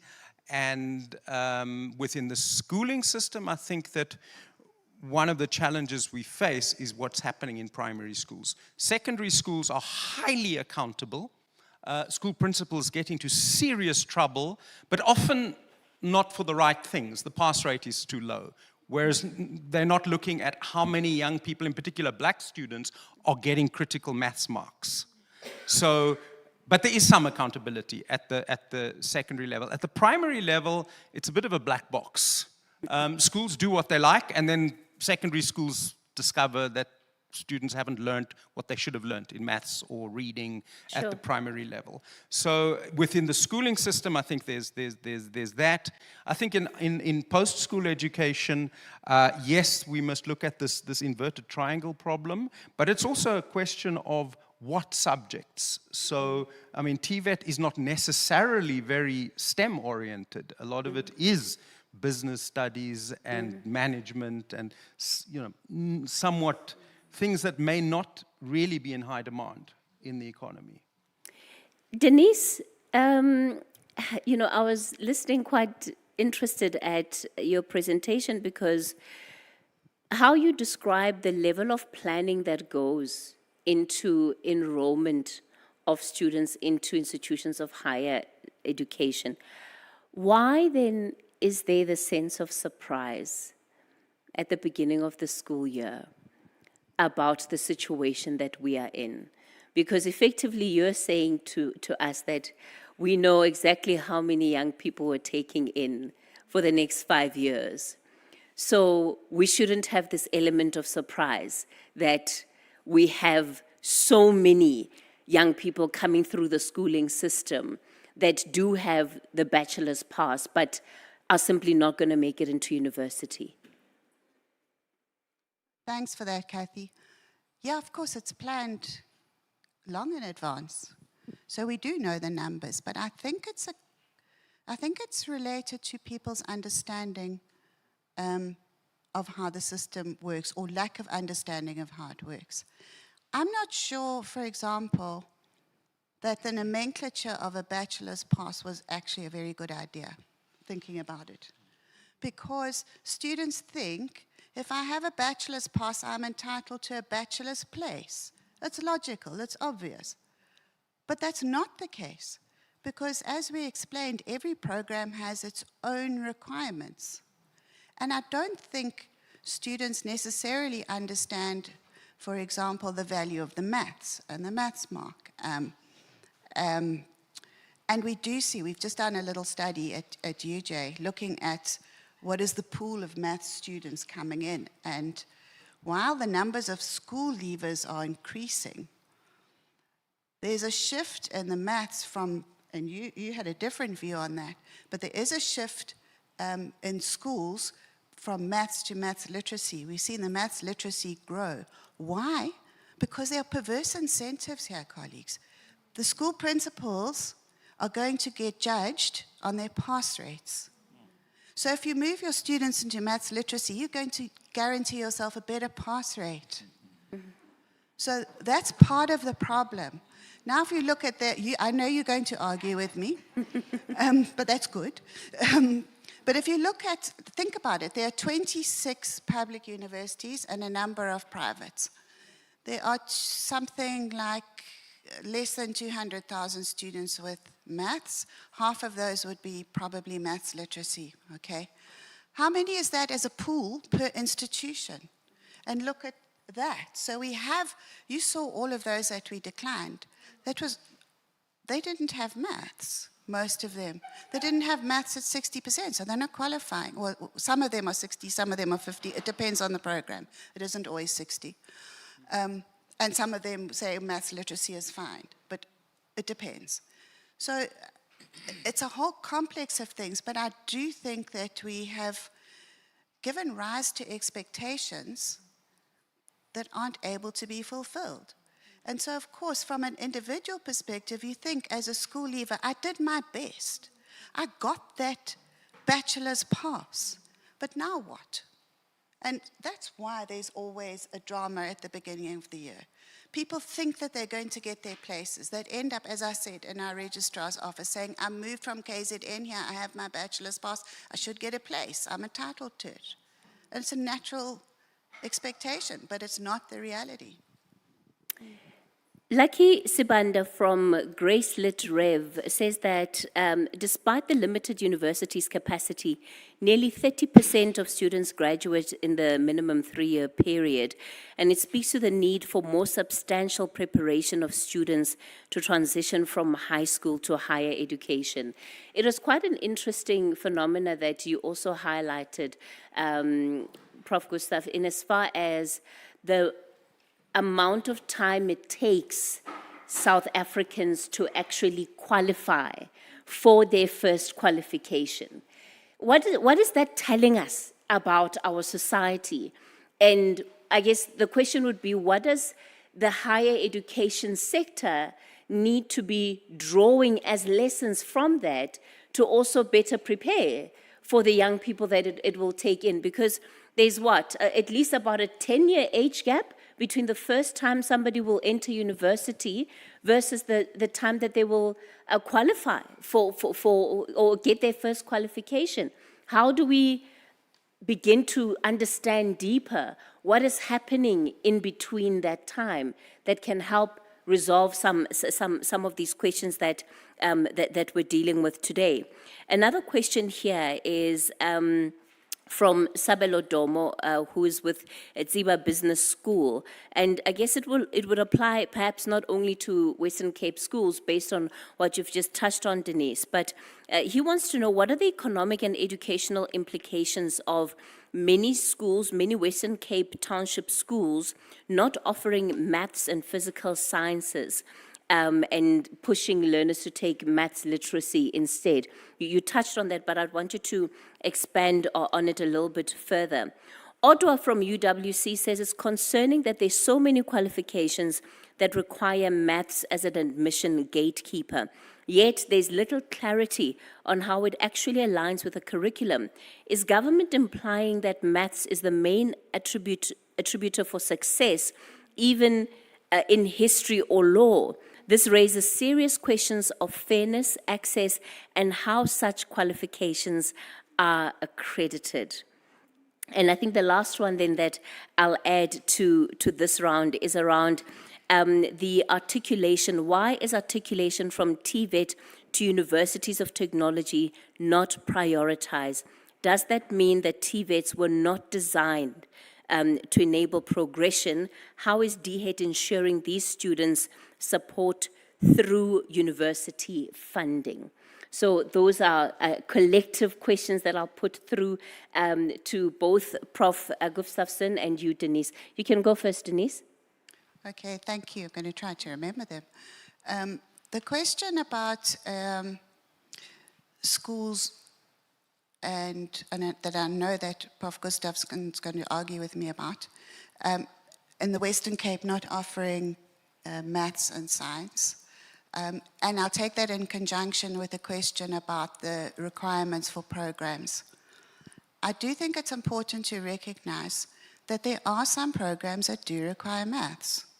If you're going to be an engineer, you're going to have a certain level of maths proficiency to be able to cope with it. At university level, we try to customize the maths offerings to the different fields so that they do not become gatekeepers at that level at university. So maybe a commerce student needs a different level or different kind of maths to your engineering student, for example. And as I said, not every program requires maths. Now I've got a different hat on, a CHE accreditation hat from way back when. But when a program is accredited, one of the things the Quality Council will look at is, are those prerequisites absolutely necessary for that particular program?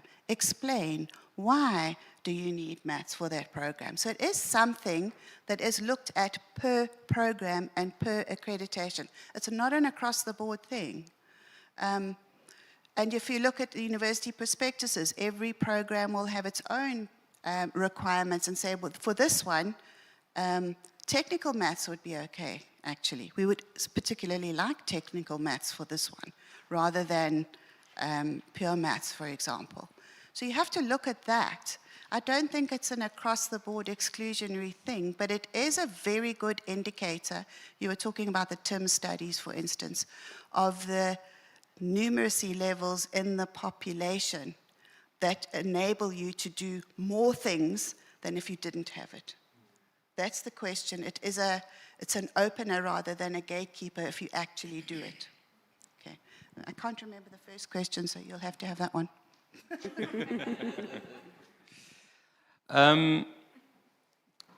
Yeah, so I mean, I would agree that there's a lot of logic in the mathematics requirements in the at university.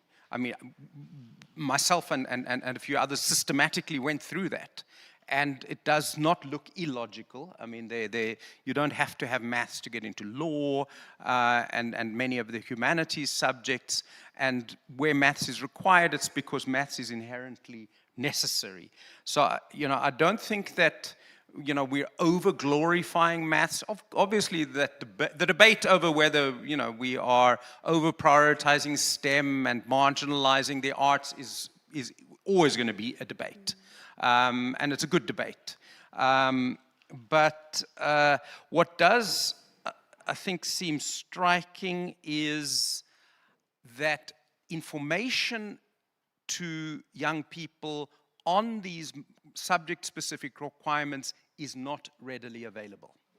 That, I think, is something that maybe Yusuf could be looking at. I mean, if you are a young person or a school principal and you want to communicate these things to your students, there's no website where you can go and see these are the subject-specific requirements for all the programs and all the universities in South Africa. It doesn't exist. So I think that's something concrete that one could do in order to improve the situation and to underscore that it's not just about getting a bachelor's level pass. You know, it all depends on where you want to study and so on. Yeah, on the maths literacy story, I know most people will disagree with me because there's a wide perception that I think that if you just get students into maths in grade 10, which is where you start with the maths versus maths lit split, if you just get them into maths and you work hard enough, you can make it. But I think a lot of maths teachers will tell you that mathematics is something that accumulates skills over years. And if you're not ready in grade 10, you're not going to be successful in grade 12 either. So the level of enrollment in mathematics needs to align itself with how well the entire schooling system is dealing with mathematics. It's not as if we don't have enough students taking maths. I think the number is about 250,000. We're taking in fewer students than that into universities every year. You know, so we have a large number of maths students, but almost half are failing at 30%. Sure. And the question is, should they even be in the maths class? And I think that the message that we must get more young people into maths, drop maths literacy, I think can actually be harmful. Because I think it could worsen the number of young people who reach the 60, 50, 40 levels. So we have to be very, very careful. And I think a lot of school principals, they're quite sensible. They understand the risk. But I think sometimes planners, provincial planners, they don't understand these risks. And they can push through things that might actually do more harm than good. And then finally, on the issue around delays in acquiring qualifications in South Africa, I think there's not enough work on this. I've looked a little bit at it. I don't think there are a lot of people, maybe that's something that Yusuf could try and promote as a research topic. I think a lot relates to distance education. And I don't think we should automatically say that things are a disaster in South Africa. Grade repetition doesn't look good. However, we know from the data that some grade repetition is really good. Limpopo has exceptionally high levels of repetition. They also produce exceptionally large numbers of black mathematics graduates with 60, all right? Because they persist. They keep kids in and they make them work properly. So it's not necessarily a bad thing that the student is now 1 or 2 years older. If they've got that 60, that opens a lot of doors. Similarly, I mean, getting university qualifications late in life, maybe not ideal, but it surely must create opportunities for people at that point in life. Okay. So I don't think one should kind of throw any, baby out with the bathwater. All right. Thanks. Thank you. Thank you both for that contribution. Please, let's give them a round of applause. I'm seeing some hands in the room. Okay, I'll take just one. I'm under pressure now because we're a little bit behind schedule with time. Just from you, sir. Oh, yeah, thanks. I'm Tsibanen Tlatlap, I'm from Wits University. This question around maths, I've encountered it again previously, and it has just been highlighted here. And we're looking at it when I was at the advisory board of the University of Pretoria for the engineering. And we're looking at the number of people that are leaving high school with maths, noting that as a faculty of engineering, we compete for those with those in health sciences, in science, in economics, and the accounting. That the numbers were not enough, right? And I think this calls for an acknowledgement of maths as a language of science and technology. And if we take it from that particular perspective, that you need to give the person the language that they will use to understand that. Without that language, you wouldn't understand those particular areas.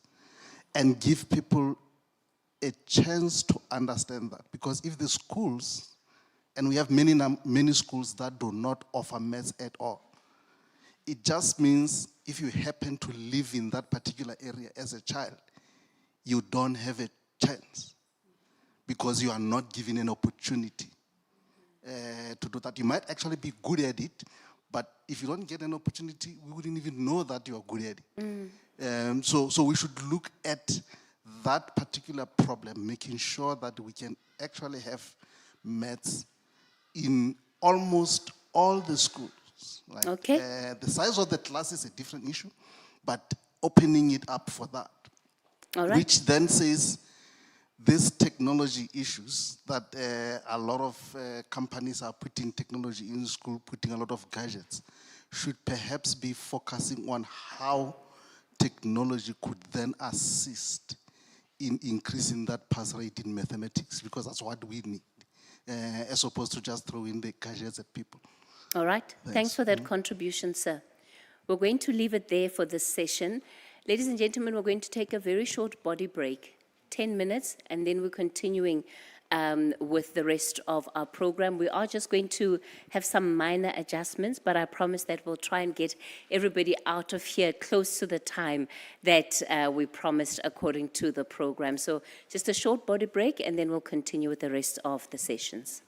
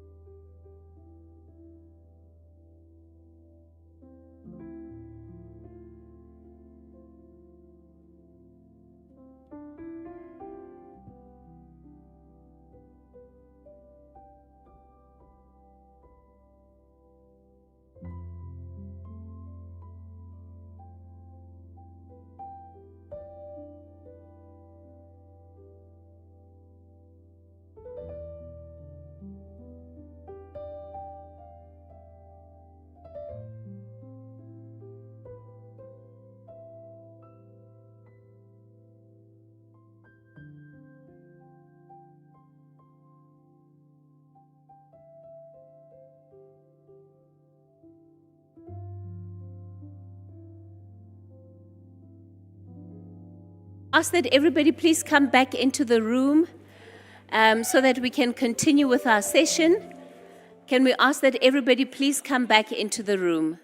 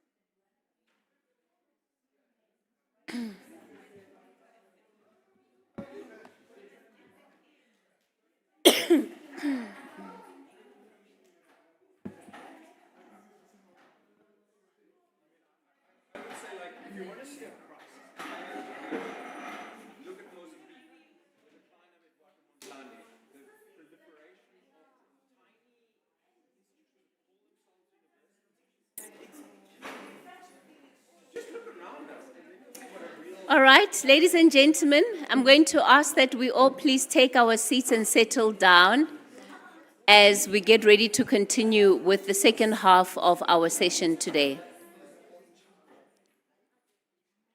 Can we all please take our seats?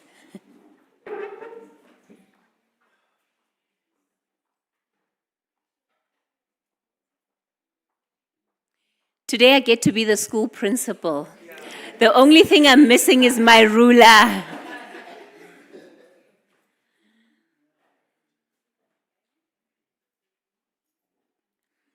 All right, thank you all for coming back so timeously so that we're able to continue with our program without it. To advance us then into the next segment, I'm going to invite onto stage Dr. Mamuchide Mutabo. Now, our government publishes a lot, and I think already so far this morning we've heard a lot about the role of TVET colleges and how they can render our young people employable.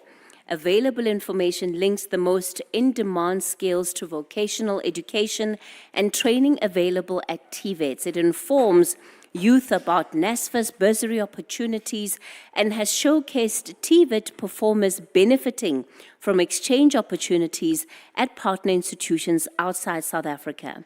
However, there's still a lot that the general public can learn about TVET college education. And I think one of the big challenges that we have in our country around TVETs is that for whatever reason, they just have such a bad rep, right? They have a very bad reputation. And it's not necessarily because they are overwhelmingly underperforming, but there's just a negative perception that has emerged within the narrative of our society around TVET colleges. And the question often is, who then is going to assist us in helping to get a better understanding of TVET colleges than a leader in the system who can speak authoritatively about how these institutions are a solution to youth unemployment in South Africa. Dr. Mutabo has served as the principal of Sidibeng TVET College since 2018, bringing over 26 years of dedicated service to the institution. Before he was appointed principal, he held several leadership and academic roles within that particular college. From lecturer to later senior lecturer positions, he rose through the ranks to become a head of department, campus manager, deputy principal for corporate services, before becoming the principal. The steady progression bears testament to his extensive institutional knowledge and strong leadership capabilities. He holds a Doctor of Philosophy and a Master of Education from the University of South Africa, a Master of Business Administration from Northwest University, a Bachelor of Education Honours degree, a Bachelor of Technology degree, a National Diploma in Technical Education from Tshwane University of Technology. I guess you've made learning your lifelong mission, Dr. Mutabo. I mean, I see you don't quite have enough qualifications yet. I feel you need to go for a bit more. And he's going to be coming on stage to speak to us about TVET colleges as a feasible and future-orientated post-school education and training pathway.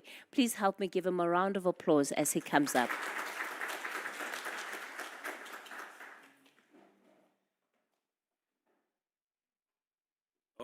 Okay. Thank you so much, Kathy. That was quite a mouthful, and I said, is that me that they're talking about? Thank you so much, Program Director, for the time, and Dr. Matutu. Thank you so much for the invitation. I must confess that I normally get a lot of invitations in January after the grade 12 results. Just this year, I've been to City FM, SABC 1, inviting me to come and talk about what we do at TVET colleges. Not only that I am from Sidibeng TVET College as a principal, I represent SAPCO today, South African Public College Organization. We've got 50 colleges in South Africa, spread across the 9 provinces with multi-campuses across. Our offices are here in Centurion, so I'm the Secretary General. So if I'm not in the Val, I'm in Pretoria. And that is basically what we do. What an overwhelming presentations that we got in the morning. And I was saying to my colleagues, I'm not going to go into numbers. Because at the universities, they talk more about numbers. Yeah, so what are we doing as TVET colleges? We provide alternative and equitable post-school pathway. We offer practical skills-based training aligned to market industry. So at the college, we've got programs that are aligned to the needs of our industry. And colleges have got an opportunity to select and offer programs that are a demand within that particular space. Like, for an example, I'm from the Vaal Triangle in Rethinking. We offer programs that are in line with the steel industry, rainwater, Eskom, because that is the industry that we find ourselves in. So that's what we do as colleges. We offer different types of qualifications that you may know, NATED, N4 to N6 in business studies and engineering studies. A requirement there is for learners to have grade 12. We also offer NCV level 2 to level 4. NCV level 2 is equivalent to grade 10.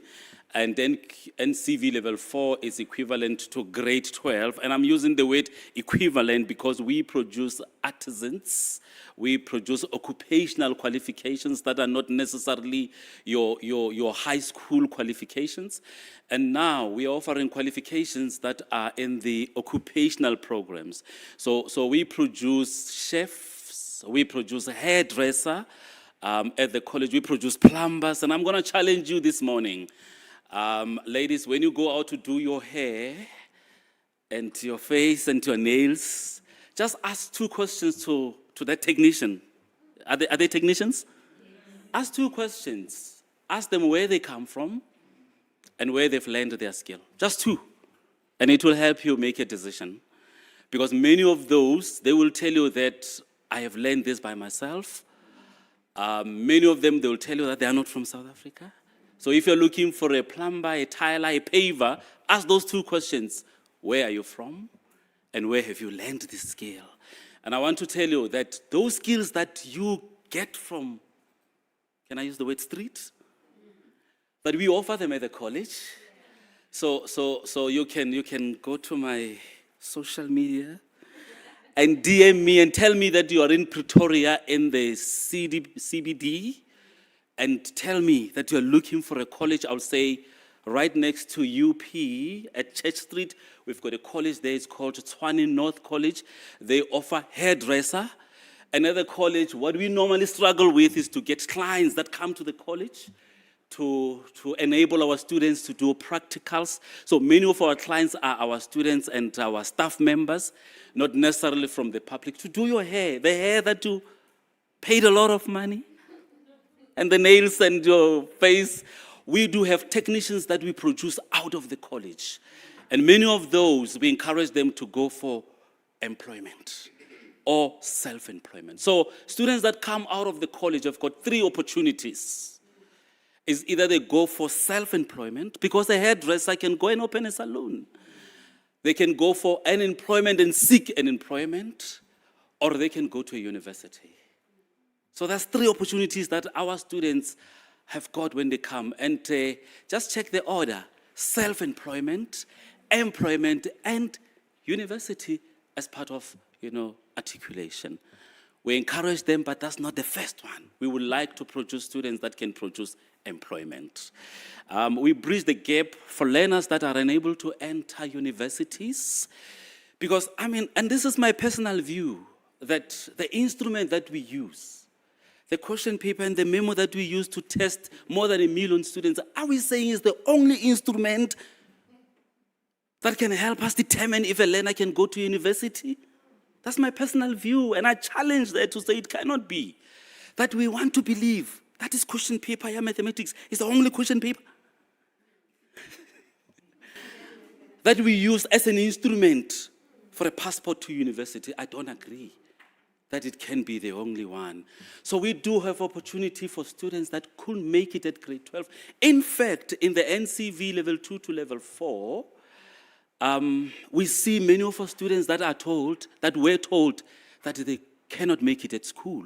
And when they come to us as the college to do this program, they are able to access job market.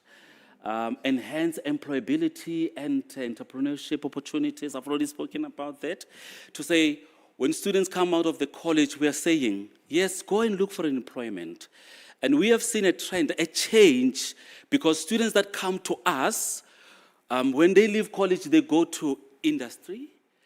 And we always try to strike a balance between what the students are learning in class and what they are supposed to do at industry. We see companies that are coming to us. If you come to my college, I will tell you that we have got a partnership with Cummins and Komatsu. Cummins and Komatsu is the industry that produces earth-moving equipments. So next time when you see a TLB, we do have students at the college that are fixing engines that run a TLB. Imagine that. And this company came to the college and donated more than 10 million equipments to say, prepare these learners so that when they come to us, they've already have got an idea, a skill to excel in that so that we don't start from zero. And they recruited students not at an exit level, but at an entry level, so that during school holidays, they go and do practicals at Cummins and Komatsu. And they were also saying to us, the trucking industry in South Africa is overwhelming, and South Africa need more of the diesel mechanics. And there's a high shortage of diesel mechanics because there's more trucks on the road than what we produce at the college. Just last week, we launched a workshop that is sponsored 2 million equipment from Schneider Electric. This is to enable students to train on equipment that is already at industry. Just yesterday, a college in Dobsonville launched a 28 million hub for digital, for 4IR. Because what we need to do as a college is to say, we've got jobs that are currently now, and we've got jobs for the future. And how do we prepare ourselves for jobs that are future-related? At the college, we've got what you call skills in high demand. So when we offer programs and we enroll students, we expose them to what we call skills in high demand. Why? So that we don't produce for unemployment. If I tell you about our numbers, currently colleges were standing at about 550, somewhere there. And the target in 2030 is 2,500. We are not going to make that number. Because the shift that we have now is that, do we produce more graduates that are unemployed? Or do we produce graduates that can access that 3 opportunities that I've spoken about? And we don't even have number 4 of unemployment. So we are introducing new programs that are accredited by QCT, or they're called occupational programs. These programs, the success rate is about 99%. Many of our students that come to the college, especially in the NCV, success rate currently we are standing at 10%. It's not value for money, because it means 90% could make it. We spoke about dropout this morning. Our students are dropping out as well, isn't it? But why are our students dropping out? Is it because of their socioeconomic background that they're not able to come to the college because we've got systematic challenges of NSFAS that is starting to pay allowances only in March? When we start our academic year in January, we've got systematic problems that, my college is next to 2 universities, Vaal University of Technology and Northwest University.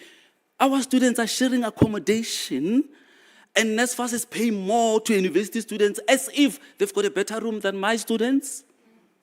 And it's caused by us, because we need to challenge that. It's systematic, and that is where we find our students in.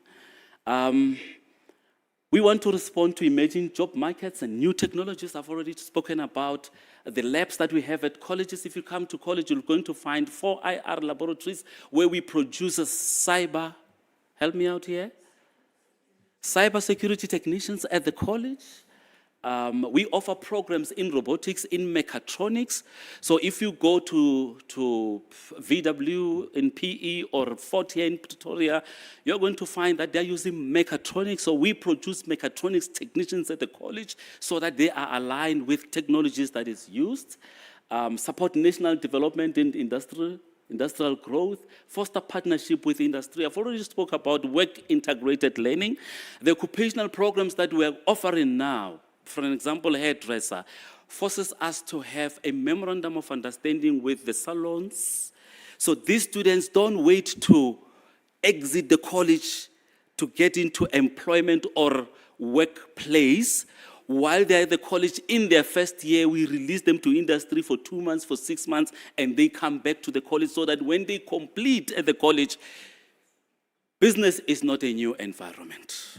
Unlike what is happening now, that you go to university, you go to a college, you do year 1, year 2, you graduate as a diploma in HR, and you have never been to an HR environment except at the university. So those qualifications do help us foster partnership with industry, promote innovative teaching and flexible teaching learning models. So we are also exposing our students to online teaching because we believe that teaching and learning cannot rest only in the classrooms and with a teacher. We align with the DGT objectives, diversifying post-school education, addresses youth unemployment. And many of our challenges in our country, when we talk about crime, at the root and the fundamental of crime in South Africa is unemployment. Because international countries, they don't have a problem of youth unemployment, and you're going to find that their crime rate is very low. Contribute to South African economy, competitiveness, position college as a central education reform and access. I've already indicated that we do have 50 colleges with multi-campus, and these multi-campus are not only in towns, but are also in our township. I've already said this, when we choose the programs that we offer, is to ensure that in that town, our students will be employed or go to entrepreneurship. So like any other industry, we do have challenges. And I think the challenge of funding in South Africa will remain forever and ever. Will remain forever and ever. And that's the reason why we go to industry to source funding. Because look, if an industry like Coca-Cola would like to recruit an artisan, where does that artisan come from? It comes from a college, not from a university, it comes from a college. Who trained that artisan? It's us. So doesn't it make sense to invest in TVET College? As a company, as a business, it makes sense because at the end, you're going to reap the benefit of the students that come from the college. Many of our investors are sitters because sitters are linked to industry. For an example, Mass Sitter, it's a sitter that is responsible for manufacturing business. So we get more of our funding from the sitters, and indirectly that money comes from industry. A public-private collaboration. So we partner with private companies in order to increase our funding, because at the college, we've got what you call funding streams, and government, the very same government that is stressed with funding, it's our biggest investor. So we are a public institution, and that's the reason why colleges are encouraged to go to what we call a third stream income. Third stream income, so the first income is government, the second is when students are paying for themselves. But we know that 80% of our tuition fee is covered by government. Students come to the college and they're liable for 20%. The very same 20% they apply at NSFAS to be funded, to make 100%. So a third stream is SITA, is industry to support teaching and learning. Many of our students, especially students that are progressing, are not funded because come from families that are above a threshold of 350. I think the word missing middle, you know about it. So many of our students that are progressing and doing well are coming from missing middle. In other words, they are not funded. Innovative financing models to support infrastructure and technology. I've already spoken about that. How do we improve enrollment as colleges? Number one, awareness and campaign to showcase TVET, and also to try to say the narrative that and I grew up in that narrative, to say, how's it good so? If you're not well, it's a better English. If you're not doing well at school, maybe you must go to a TVET college. And that is where, Kathy, you spoke about the negativity that is attached to TVET college, as if we are meant for. And I've been a teacher. I don't subscribe to any learner not being able to. We subscribe them to teaching and learning, and we think through our teaching and learning, they should be able to. And that's the only thing, and I don't subscribe to that. Strengthen articulation pathways between TVET and universities. I've already said students that enroll for NATET N4 to N6 towards a diploma, either in electrical engineering, mechanical engineering, those students, even in business studies, find a difficulty to articulate to a university. Why are they finding it difficult to articulate to a university? Is because your minimum requirement as a university is grade 12 plus particular points. One of my students called me and say, the statement that I received at the college, at the bottom doesn't say, this learner qualify for a bachelor. Our results don't say that, because they are not meant for that. So we need to find a way in which ourselves and universities can come with an articulation and say, as the college, what is it that you do that your learners eventually come to university? Because NCV level 4 is equivalent to grade 12. Why will that learner go to a university, and when that learner has passed with 70, 80, and 90, and you still insist, I want to see bachelor. If I don't see bachelor, I cannot enroll you. Because that's the grade 12 what I was saying. So we need to strengthen articulation, especially that in some instances, we share a street. We share a street, like in Pretoria here, like I'm saying to you in the Vaal, my closest is Northwest University, Vaal Triangle Campus, and Vaal University of Technology. And that is where we find a bottleneck, even though I need to say this, that the department is currently phasing out NATET program N4 to N6. Why are they phased out? Number one is because those programs are not responsive. Responsive meaning that it's an old curriculum that is not aligned. So imagine if a student is still learning about a telegram. Okay, then I'm exposing myself now. My age. So the new programs are responsive in the sense that the syllabus and the curriculum is designed in such a way that it speaks to social media, e-filing, the now. So those programs are phased out, and those programs that we're going to offer, and we are starting to offer of occupational programs, don't necessarily produce students that should go to university. Because if you come out of the college and you are a plumber with a trade test, tell me, why do you want to go to the university? Because you don't need to go to the university. You already have what it takes to contribute to the economy of South Africa. That is what is important. That we should actually do away with the narrative that if you don't have a degree, you're not educated. And many of us, we do have degree because we were told that you can do anything that you want to do, but at least have a degree. I don't know for what. If you are a plumber with a trade test, hear me correctly. If you are a hairdresser and you've opened a salon and you've got clients, because those that come to the college, we don't only teach them how to do your hair, we teach them the business. Because if you don't have the business skill, you're going to sit in a taxi rank and do hair forever and ever, and that business will not change your life, will just sustain it. But if you've got a business, you're able to say, this is my start, but my end is to have a salon where? At the mall. Expand access to rural and under-deserving communities. The impact of occupational programs, I've already spoken about this. How the new programs will impact our learners, directly aligned to labor market demand and scarce skill, equip our learners with industry-recognized qualifications, so that when our learners come out of the college, which is currently happening, that I can tell you now, that when I spoke about N4 to N6, there's somebody. maybe not in this room, who doesn't know what I'm talking about. When I'm talking about NCV, NCV was introduced in 2007. 2007. And when our learners go to the varsity or to the job market, they're still asked, what is this? Enhance employability, entrepreneurship, and self-employment, support national objectives, curriculum delivery. Curriculum must be responsive to the industry and 4IR. That is the new programs that are currently introduced. Strengthen lecturer professional development. We have signed MOUs with many of our universities because at the college we've got facilitators, and majority of our facilitators, at least now we are improving.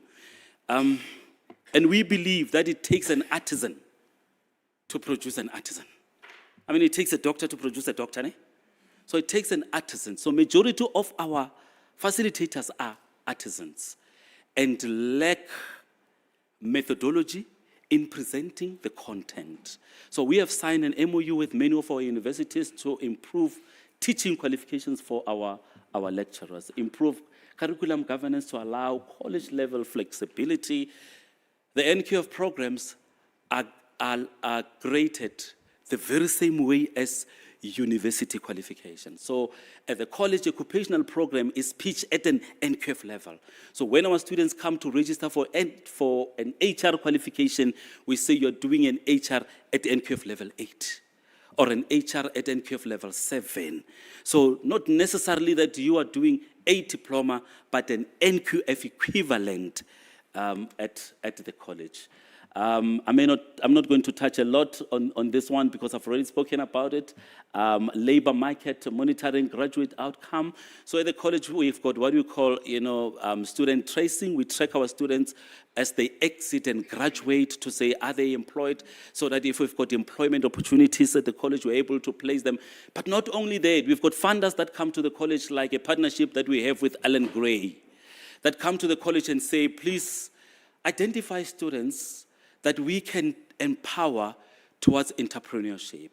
So those students are invited to come and do presentations in relation to their business idea. These are graduates at the college, and their idea in business gets to be funded.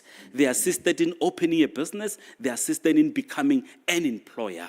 So that's the opportunities that we provide at college. Partner with universities. Evidence-based investment decision, maximizing impact of limited funds.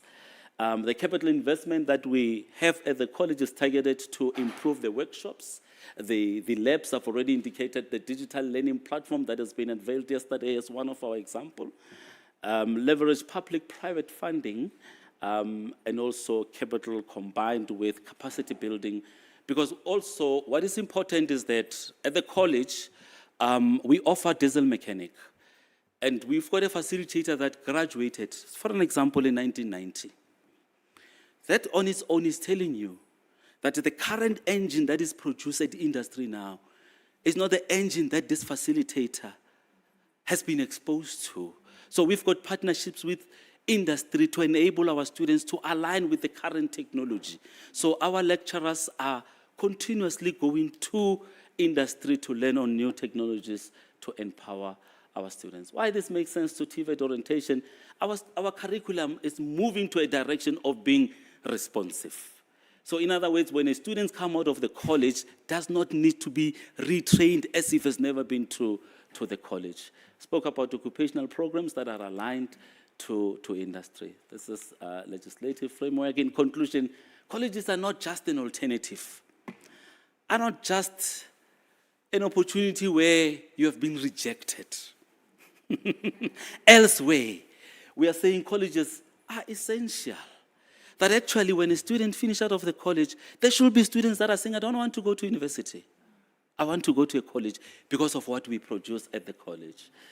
Provide a future-oriented education that is aligned to economic need, expand an investment in TVET college to ensure growth, inclusive growth. I think we're coming to the end. Thank you so much. Thank you.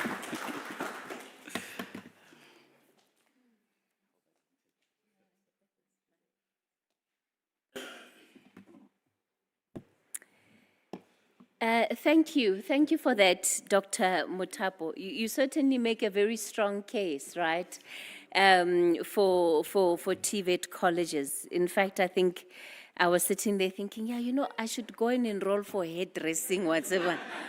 Maybe there's a business opportunity waiting for me. I've always loved doing hair, so I'm like, I might be sleeping on myself, yeah.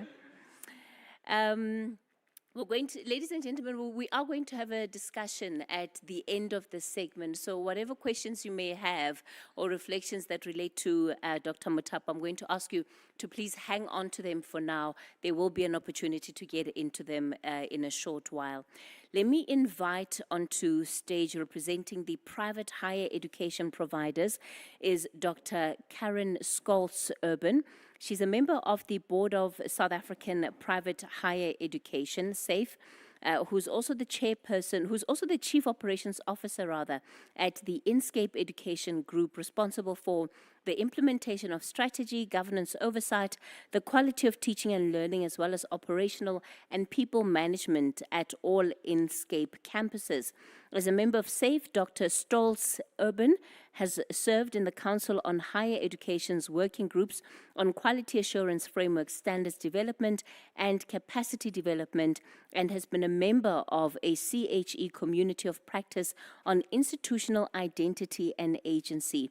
She's also served as chairperson in the first round of institutional audits of private higher education. From 2020 to 2021, she was a board member of the Association of Private Providers of Education, Training and Development, having chaired the school governing bodies of the schools that her daughters attended for several years. She's also well versed in matters of school governance. She has over 20 years' experience in the South African education and training sector, the last 10 of which were in higher education, and these include heading up education and training for sub-Saharan African region under an international professional body, and 7 years serving as Deputy Director in the Executive Office of the South African Qualifications Authority. So she's going to be speaking to us about private higher education provision as a viable post-school study pathway. Today, I think it's a competition, and it's a strength of the different entities within higher education, but the spirit of collaboration and not competition, right? All right, let's give Dr. Stolz-Urban a warm round of applause, please. Thank you so much. It is very hard to go after Dr. George because he really speaks like a motivational speaker. So I feel the pressure is on. And also following very clever people who had lots of graphs and stats. I'm really not a numbers person, so I was very grateful that I don't have to do that. And I, as I was preparing for this, I was talking to one of my daughters now. Denise knows whenever I'm invited to speak about higher education and private higher education specifically, I will always tell you first that I am a mother of twins, of which one recently graduated at a private institution and the other one recently graduated at a public institution. So I think I'm well placed in my own household to bridge that divide, if we have a divide still. But as I was talking to my daughter about preparing, she actually said, "But you've been preparing for this all your life, haven't you?" She's like, "Yes, that's true." So, I was thinking about my career, and Denise also referred to the early days of democracy. And those were the 7 years that I spent at SAQAS, very, very long time ago now. But we were enthusiastic about our country, about our higher education system, about our whole education and training system. We had hopes and dreams at that time about how it can be, and we reimagined the system that would be the answer to a lot of problems in our country. And I think it is the late Professor Lolwana who said the system was wrestling with the shadows of apartheid still, and, you know, such a deeply divided system. And the very first legislation that was passed as education legislation under the democratic government of South Africa in 1995, I don't know if you know that, was the SAQA Act. The SAQA Act had a very ambitious preamble. And when that act was reviewed in 2009 and it became the NQF Act, the preamble stayed. And that became the song of our people at SAQA. And I just want to read you a little bit of this. The preamble in the NQF Act still today says we're working towards a single integrated national framework. One single integrated national qualifications framework. We're talking NQF levels here. It's that framework, so that we can all pitch ourselves against where does this qualification sit, where does it fit in. There's a framework and we can understand it, right? We can talk to each other, it becomes a language. And the most important of the aspirations, the access, mobility, and progression. And we used to sing that song, Access, Mobility and Progression, Viva. You know, this is what we're working towards. I wonder how far we've come. It was also about enhancing quality and then accelerating redress of past unfair discrimination. And lastly, to contribute to the full personal development of each learner. So we stand here today and we look at those noble aspirations of the NQF Act, first the SAQA Act and now the NQF Act. I still want to talk about one integrated national qualifications framework and one integrated post-school system, as all the colors of the rainbow, green papers and white papers and red papers and all sorts of papers talk about, right? They talk about one post-school system that is integrated. And I think that implies that there is credit accumulation and transfer. Access, mobility, and progression means that I should be moving fluently between George's world and Denise's world and Karen's world. Fluently. I should be able to pick up my little load of qualifications or learning and move to the next spot fluently. I should be able to climb a ladder. I should be able to move vertically. I should be able to move diagonally. Now my words doesn't come out. So I think that is the dream. So how do we reach that dream? And I think there's a couple of things that holds us back. And private higher education like to complain. Oh man, we like to complain. We are the stepchildren. We do not receive NSFAS. We don't receive any subsidies. We are treated so harshly by the regulators. The barriers of entry is so high. The accreditation hoops that we have to jump through is the same as what public higher education institutions have to do. So that means that in terms of quality standards, we have to meet the same standards. Yet we don't get to name ourselves universities. Makes us very angry and very sad at some times, and we like to complain. So if you find a bunch of private higher education people together, you are bound to hear some complaints. I don't want to go there today. I think I want to talk hope and joy and what we can do together to build this one system for our children. And again, let me talk about the twins, you know, the one sitting in private higher education, the other sitting in public higher education. So interesting that when my child decided, and she studied with us at the Inscape Education Group as she became a graphic designer, and when she decided she's going to study design, people in her school environment made comments like, "Oh, but you are clever. Why are you doing that? Why don't you go to university?" She had 4 distinctions. She had a 60% in maths. She decided that she wanted to become a designer because that was her dream. And we so often look at private institutions, similarly to TVET colleges, as a second choice. Why? If you ask a fish to climb a tree, it will forever believe that it is stupid because it cannot manage to climb a tree. Yet, we want everybody to be the same kind of clever. There is no such thing as how clever are you? That question is very old-fashioned. We must forget that question. There is no such question as how clever are you? The question is, how are you clever? And if we look at that and we say, this is a child with 4 distinctions who wants to study design because it is her dream. She goes into flow. I can see how she's enjoying her work. I could see how she's flourishing. And I want to talk about flourishing. At her institution and in her chosen career. Isn't that what we want? So I want to talk to you about one integrated system where there's a place for everybody.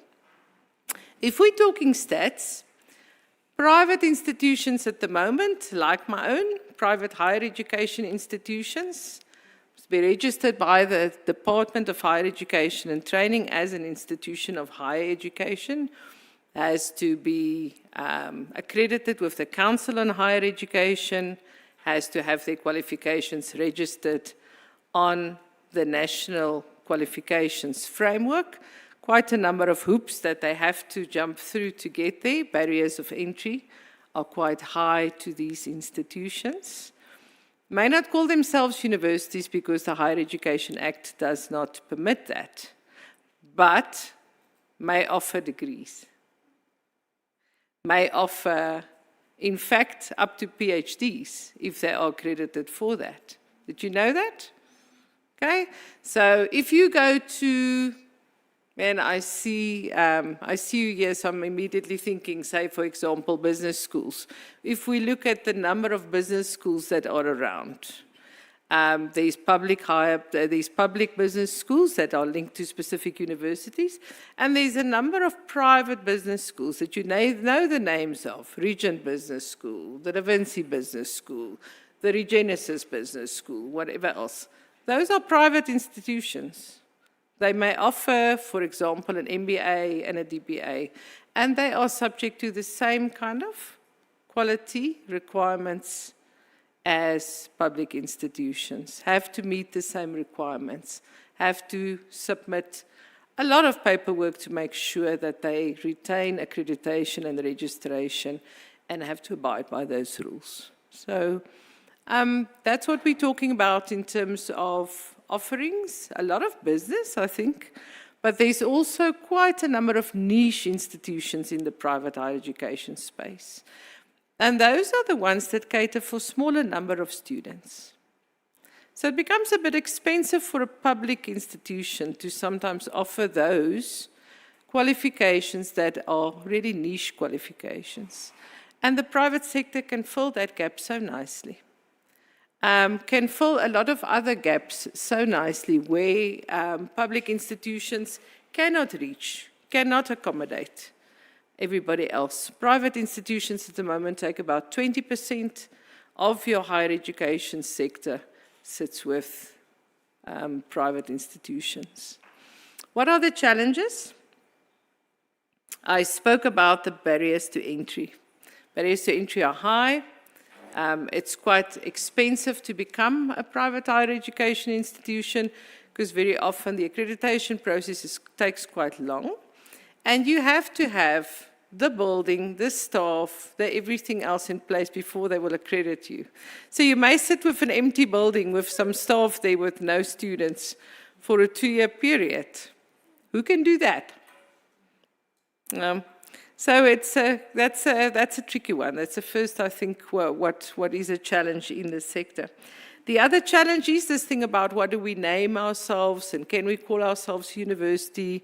And as I said, we like to complain. We're trying to put pressure on the minister because there is a set of regulations that we're all desperately waiting for that will enable private institutions, if they meet their criteria, to call themselves universities in this country. That is not a strange thing. That happens all over the world. If you look at some of the nicest Ivy League institutions in the world, they are private institutions. So why is it that we are prepared to send our children to private schools, but the moment we talk private higher education, people become a bit suspicious? What does the private school environment have that we don't? Are they more trustworthy, nicer faces, a bit of a track record maybe?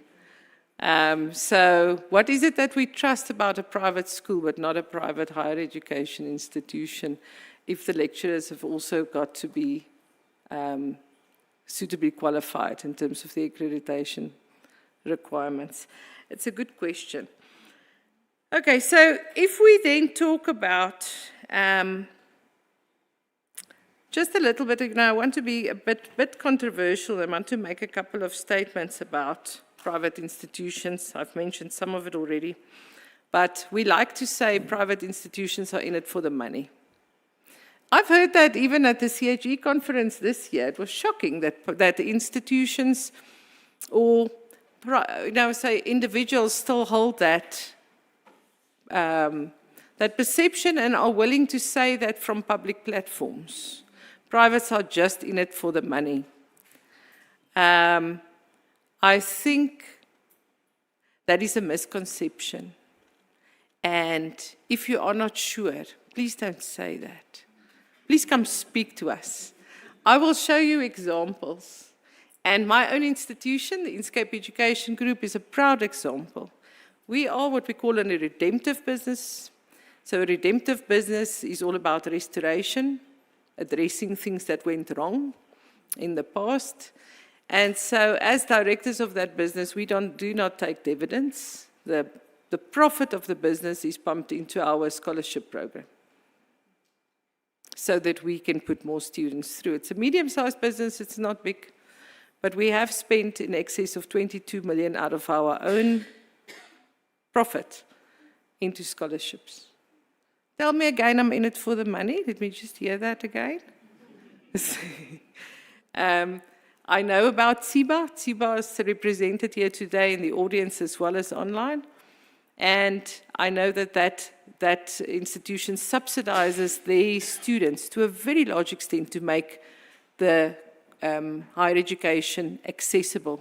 So a similar kind of model where they sponsor their students and they make use of funding from elsewhere as well to make sure that students can attain an affordable education. There's a lot of those examples. Yes, sure, in every industry there's always maybe the one or two that's just in it for the money, you will have it. But please don't make those statements without knowing the facts. We don't want that bad name for the work that we are doing and the good work that we are doing in this sector. And I think there's enough students for all of us. I think we've concluded that, isn't that, this morning? There's definitely enough students for all of us. We don't have to fight about students.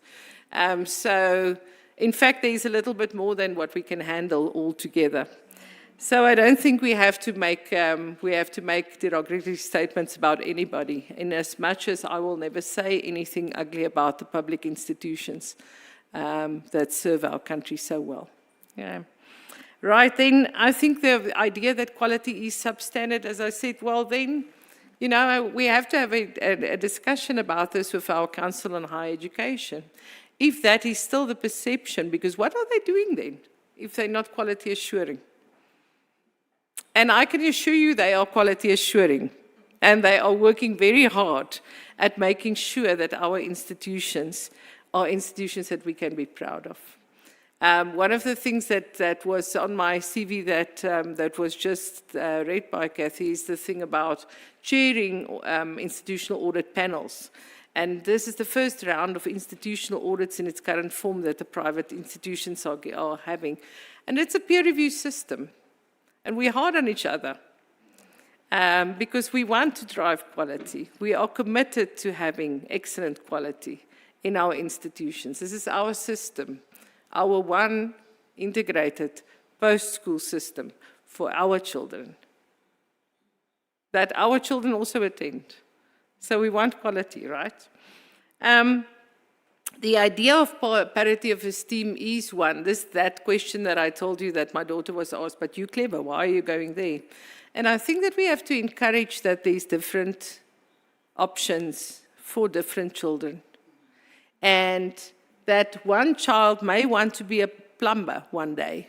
The other one wants to be a hairdresser, Kathy. And the other one wants to be a journalist. And there's space for all of us. How are you clever? How are you clever? Not how clever are you? Okay, so then I have a couple of what I think are solutions, and just a little bit about why I think we can work together and how we can actually address some of the things. I think the private institutions started quite small. It wasn't a thing before democracy, and then there was a time when everybody entered the country and just wanted to make a quick buck, a lot of fly-by-nights, as we called them back then, that gave us all a bad name. But since we are very highly regulated, maybe even a little bit over-regulated at this point, I can tell you that I think we are, if an institution has a good name, they've really earned that good name. Private institutions have more than doubled between 2011 and 2021. That does not talk to fly-by-night growth. That talks about sustainable growth. And it talks about demand-led growth. So we can only take as many students as those who apply to study with us, right? And so I think there's also a couple of other things that speaks to, you know, the niche market, the ability to sometimes have smaller classes. We are a design school. We don't take more than 26 maximum students in a class. So, because it's a studio teaching pedagogy, we want to show you how to do this, and then you have to, you know, imagine I teach you how to draw. I can't give you a 3-hour lecture on how to draw. I have to show you how to draw, and then you draw, and then I check what you draw. And then I say, but, you know, try this, and rather do that. And that's how we train and educate designers. It's not a space for 300 kids in a class. It's a space for, you know, that individual attention. So I think it's very demand-driven, and there is definitely flexibility in the kind of model and space for privates to do that. Okay, so solutions. The one thing I want to just touch on is how we work together. I remember there was a time when UNISA had certain courses where private institutions were sort of accredited, I don't know if they were licensed in some way, to do student support for those students, and then they still wrote the UNISA exams. And it was slammed down in the department, and the CHE, I think, did not like that because it smacked a little bit of, what do they call it, franchising, which I think it was frowned upon. It was like, how can you do that? But now that I look back at that, the UNISA exam was still the exam that those students wrote. Maybe there's a space to revive that kind of practice. Maybe we must just be careful about naming it franchising, but is there a space where we can work together in private-public partnerships where there's support from private institutions for students? What about the bridging between school and the actual university? There's a lot of higher certificate qualifications floating around in the private higher education space. The purpose, if you look at the HEQSF, the Higher Education Qualifications Sub-Framework of the higher certificate is twofold. The one is to be a vocational qualification that may prepare you for a real job, so make the student jobbable. But the other purpose is to prepare the student for higher education. So what about that? Is that a space where we can start? And if the student does not have the required admission, doesn't meet the requirements, they can go into a higher certificate first and then enter into a university to study in the field of their choice. How do we make these things work? The challenge that we have is that thing that we like to complain about, and that is the fact that we don't get subsidies. So self-funded, in the case where we do give bursaries, it comes out of our pockets, out of our own profits, or from our industry partners. We've been very lucky to have a lot of industry partners. I think that that is something that private institutions often, endeavor to have, is to have industry partnerships where, similar to the TVET colleges, we have a place where our students get workplace experience, but they also contribute towards scholarships and study assistance and things like that. But the fact that NSFAS is structured in the way that it is at the moment neglects two things. The one is the missing middle. There isn't a way, if you're in the missing middle, except if the child is academically particularly gifted and they can get on merit a bursary or scholarship to get them through a university. And that's a challenge. That is really a problem. But the other one is also, the way that it is allocated at the moment. Because if you think of NSFAS now, it's not allocated, the funding is not allocated based on the child's academic performance. It is based on their choice of institution. Because if they choose public, they qualify. If they choose a private institution, they do not. That's a little bit unfair. So I think, the word voucher has been floating around. I'm very happy that I don't work at NSFAS and that headache is not mine.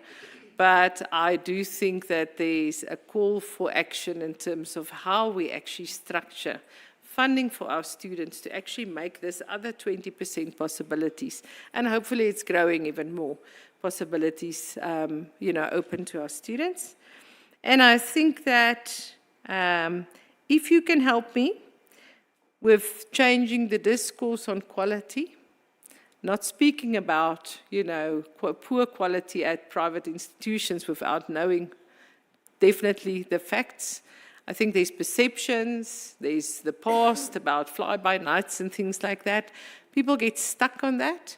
In the same way that people get stuck on how poor our basic education system is. And I think Prof showed us this morning, we've actually improved so much, but somewhere in our own heads, we're stuck in, we're one of the poorest, the worst education systems in the world.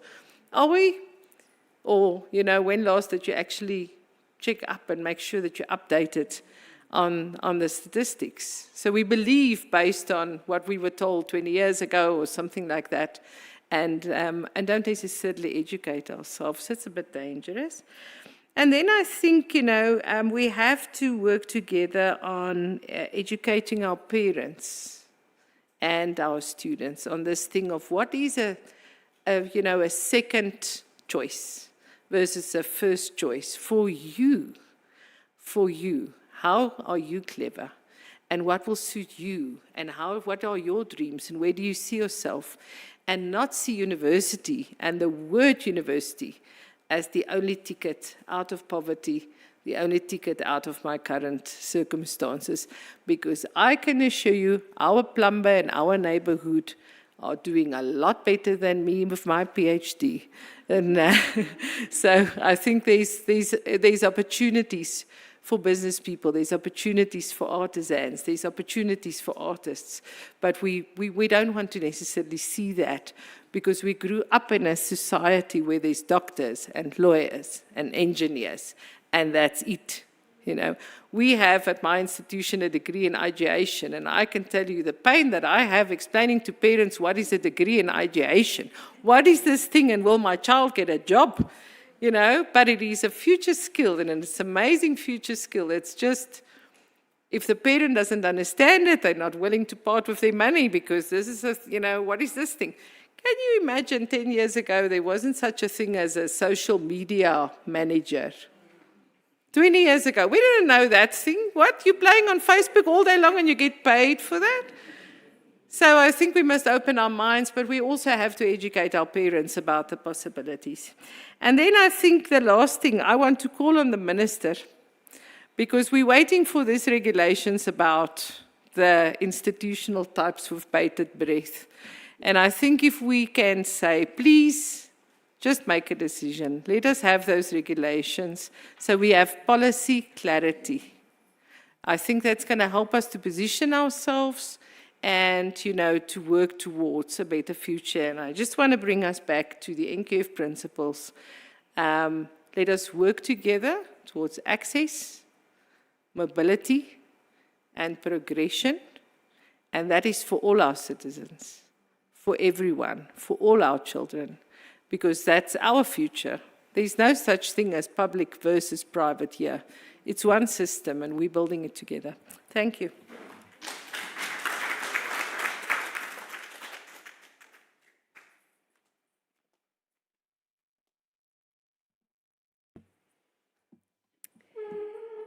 Thank you. Thank you so much for that, Karen. We really, really appreciate it.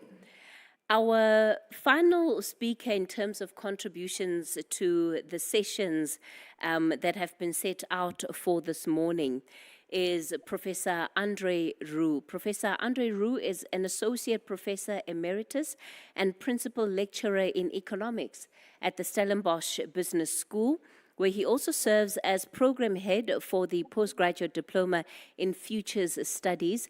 He holds a PhD in Economics and has expertise in Economics and Future Studies.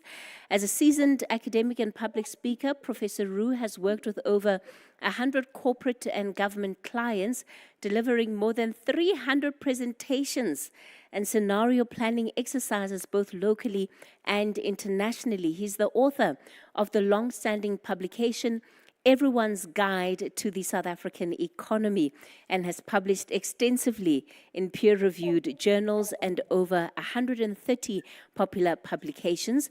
Professor Roux has been a guest lecturer in several countries, including Belgium, China, Namibia, Mauritius, DRC, amongst others.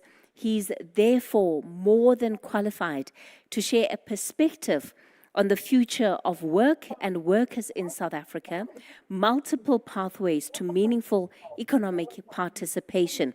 It's still intended, of course, to steer this engagement towards solutions to some of the issues that we've been discussing this morning. Professor Andre Roux, it's a pleasure to have you with us this morning, and I won't say whether or not that very important guide that you wrote so many years ago is one that I also had to read to try and understand our economy. So a very warm welcome to the platform, Professor Roux. Thank you very much, Kathy, and I do, of course, find myself at a disadvantage as the last speaker. First of all, most of the nice, juicy things have been said already. Secondly, according to the program, I should have been saying to everybody good morning, but I have to say good afternoon. In fact, I see, according to my watch, I have exactly minus 30 minutes available. And then linked to that, of course, we all know everyone's waiting can't wait to get out of here and go and have lunch or go back to work. So I'm going to have to cut down a bit here and there. I'm going to make the assumption that the slides will be made available for further reference. So let me start off straight away by saying that what I want to try to cover is, and has been mentioned to a large extent already, certain dimensions of the labor market in the country, then perhaps rather provocatively just introducing the reality and implications of the so-called Fourth Industrial Revolution. One of those realities being what we call creative destruction, and I'll try to talk there about the impact on the labor market. Then, via a very brief scenario exercise, what are some of the futures of the world of work in the country? And then end off with a few ideas for all of us to think about. So I'm going to abbreviate or cut back on some of my slides just for the sake of saving a bit of time. But I do want to start off with a pretty obvious one. And that is the dimensions of unemployment in this country, going back to 2008 up until, of course, this year. And the numbers here are in millions. I think the most notable points are that despite rising unemployment, we have actually created about 2.4 million jobs over the last 17 years. Unfortunately, there'll be many more job seekers than that, and therefore the number of unemployed has risen by close to 100%. We all know we have the rather shocking and frightening unemployment rate of, well, in excess of 30%. But the problem, as mentioned earlier, is even more profound for young people. We have a fairly young population, young by Western standards, young by Chinese standards, young by American and South Korean standards. We are getting a bit older, but nonetheless, a large chunk of our population is classified as being youthful. And a large part of our working population is between the age of 15 and 34. And these numbers are actually rising, especially for those aged 25 to 29 and those aged 30 to 34. And in fact, one of the biggest concerns we have, as has been mentioned, is so-called NEETs, not in employment, education, or training. As you can see there, the number of NEETs amongst those aged 15 to 24 has generally been rising over the last decade or so. Currently, round about 35% of our population aged 15 to 24 is not working, not at school, not at college, not at university. As someone mentioned a bit earlier, this is a little bit scary.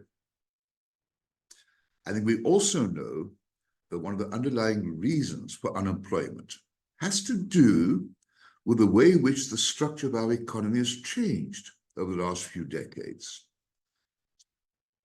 Many people think this might still be the case. There was a time when our so-called primary sector, that's essentially mining and agriculture, was a very big part of our economy and also employed many people, even people with very limited education. But those times have changed. Mining and agriculture is now barely 10% of the economy. It's no longer a huge employer of thousands and thousands and hundreds of thousands of job seekers.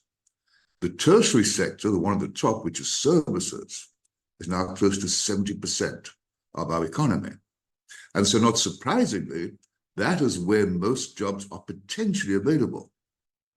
Unfortunately, as we've heard throughout the morning, very often there's a mismatch between the kind of skills and education the economy requires versus, well, a number of different variables. The simplest one here is highest level of education. So we see, for instance, that roughly half of our population above the age of 20 does not have a completed school career. These figures are far better, by the way, than they were 30 years ago. They were shocking, frightening 30 years ago. But nonetheless, it's still a bit worrying. And this is reflected in the fact that when we look at those who are employed, we find that less than 1/4 of those employed are employed in so-called skilled occupations, and 3/4 are employed in less skilled occupations. So to summarize at this stage, I think it's fair to say our labor market is simply not working. Our labor market is not providing jobs for those who are seeking jobs, and is not providing employers with suitably qualified or skilled labor. So we have high long-term chronic unemployment. Distribution of skills remains uneven. The wage divide is very wide. Wage increases, controversially, I know, and perhaps rather sensitively, but wage increases are not aligned with the fact we have a surplus of labor. Linked to that, we often find that the costs of labor rise because wage increases exceed productivity growth. For many job seekers, the cost of looking for a job are exceptionally high. So with or without further realities such as the Fourth Industrial Revolution, we find that we have a rather poorly functioning labor market. And this is felt particularly by younger people. I should have mentioned along the way, as has been mentioned already, our youth unemployment rate is horrifying. For those aged 15 to 24, in excess of 60%. Now, as I said, just to add insult to injury, or maybe not, we have the advent of the so-called Fourth Industrial Revolution. Now, perhaps just on a lighter, let me start with that one.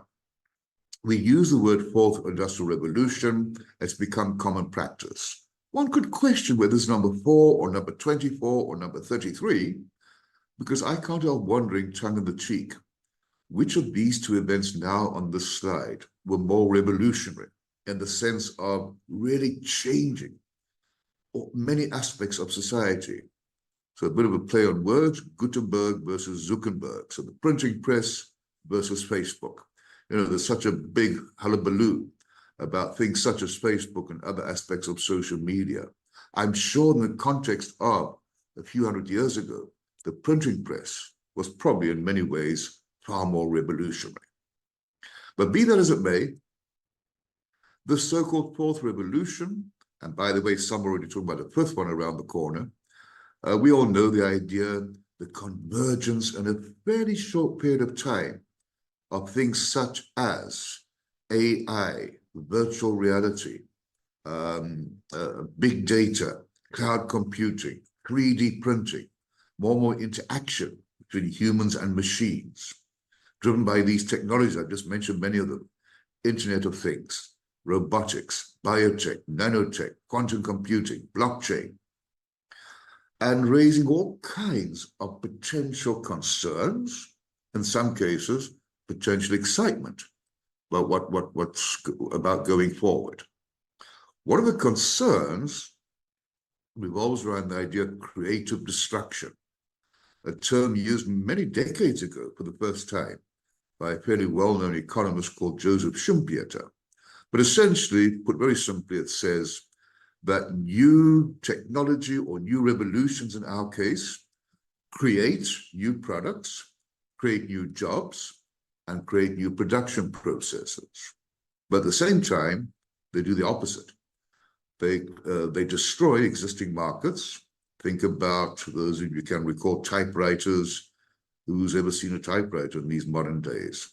Destroy existing jobs and destroy existing production processes. So it's out with the old, in with the new. Now, I don't want to bore you with a whole pack of slides here. I just want to share with you the following. A few years ago, the institute to which I'm attached, Futures Research, did some work for NEDLAC. And just one or two points that we made here on this particular note of the fourth IR, creative destruction. Going forward, in all sectors of the economy, we're going to see this being manifested. So for instance, in the agricultural sector, decreasing roles, not disappearing, but decreasing roles for, you can read yourselves there, pesticide handlers, general farm workers, inspectors, cooling equipment operators. So out with the old, but increasing roles for quite a lengthy list of new functions: drone operators, agricultural economists, agronomists, animal bioscientists, precision agricultural technologists. And so we can see the same for a whole range of sectors. Agri-processing, let's skip that and move on to mining industry. So as the years go by, less and less of a role for, I would almost say, traditional functions: rock splitters, truck and ship loaders, tool and die makers, but increasing role for, take your pick here, underground drone operators, specialists in the remining of waste dumps, collaborators, data analysts. Same for energy. Again, out with the old, in with the new. And I want to stress, decreasing roles, not disappearing roles necessarily, but decreasing roles. In manufacturing, which is very often where we see most of the hype with fourth industrial revolution and robotics, etc. but cargo and freight agents becoming less and less prevalent. Painting and coating workers, mechanical drafters, mold makers, but a growing role for digital manufacturing, factory automation, African market analysts. This is from a South African perspective, by the way. Digital fluency trainers. Incidentally, according to some experts, by 2030, not far away, I'm talking globally now, in Japan, up to 47% of workers would have had to find new jobs. Sorry, factory workers, manufacturing workers would have had to find brand new jobs as they are being kind of robo-sourced, outsourced, as their function being outsourced to robots and the like. Transport sector, we see the same thing happening. Automotive industry, the same thing happening. Out with the old, in with the new. Services sector, financial sector, so a decreasing role for tellers, bank tellers, accountants and auditors, stats clerks, credit analysts, but a growing role for science experts, platform creators, hyper-personalization inventors, lovely terms here. Health sector, the same thing. Public sector, the same thing.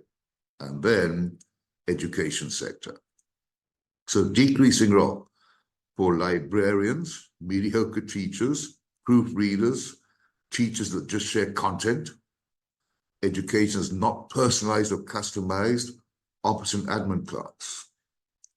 But a growing role for designers of learning offers for mobile devices, curated knowledge experts, special needs education, education experience customizers, AI coders for teaching and learning. And look at this one, cross-disciplinary integrator of knowledge.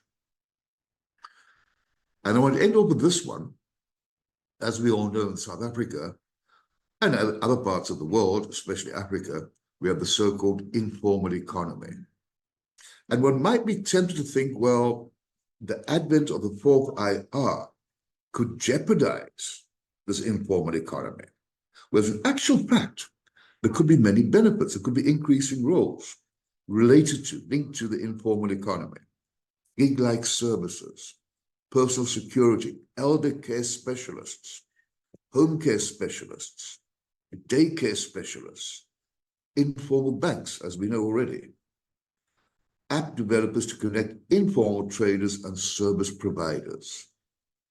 So the message I want to put across in this section is that nothing is static. New roles are being defined and redefined and refined. Many of the existing roles will become less important. And this is part of history, by the way. The so-called First Industrial Revolution, back in the late 1700s, exactly the same thing happened. Many traditional jobs were destroyed, but replaced by just as many, if not more, new ones. And this is actually part of the challenge for the world, but for South Africa. If skills, one might ask, will be needed, or are needed, as we go forward. Now, there are various ways of trying to answer this question. One could be to look at this. It's perhaps a bit deceiving. The top 10 skills, obviously out of dozens and dozens, but there is some common denominators here.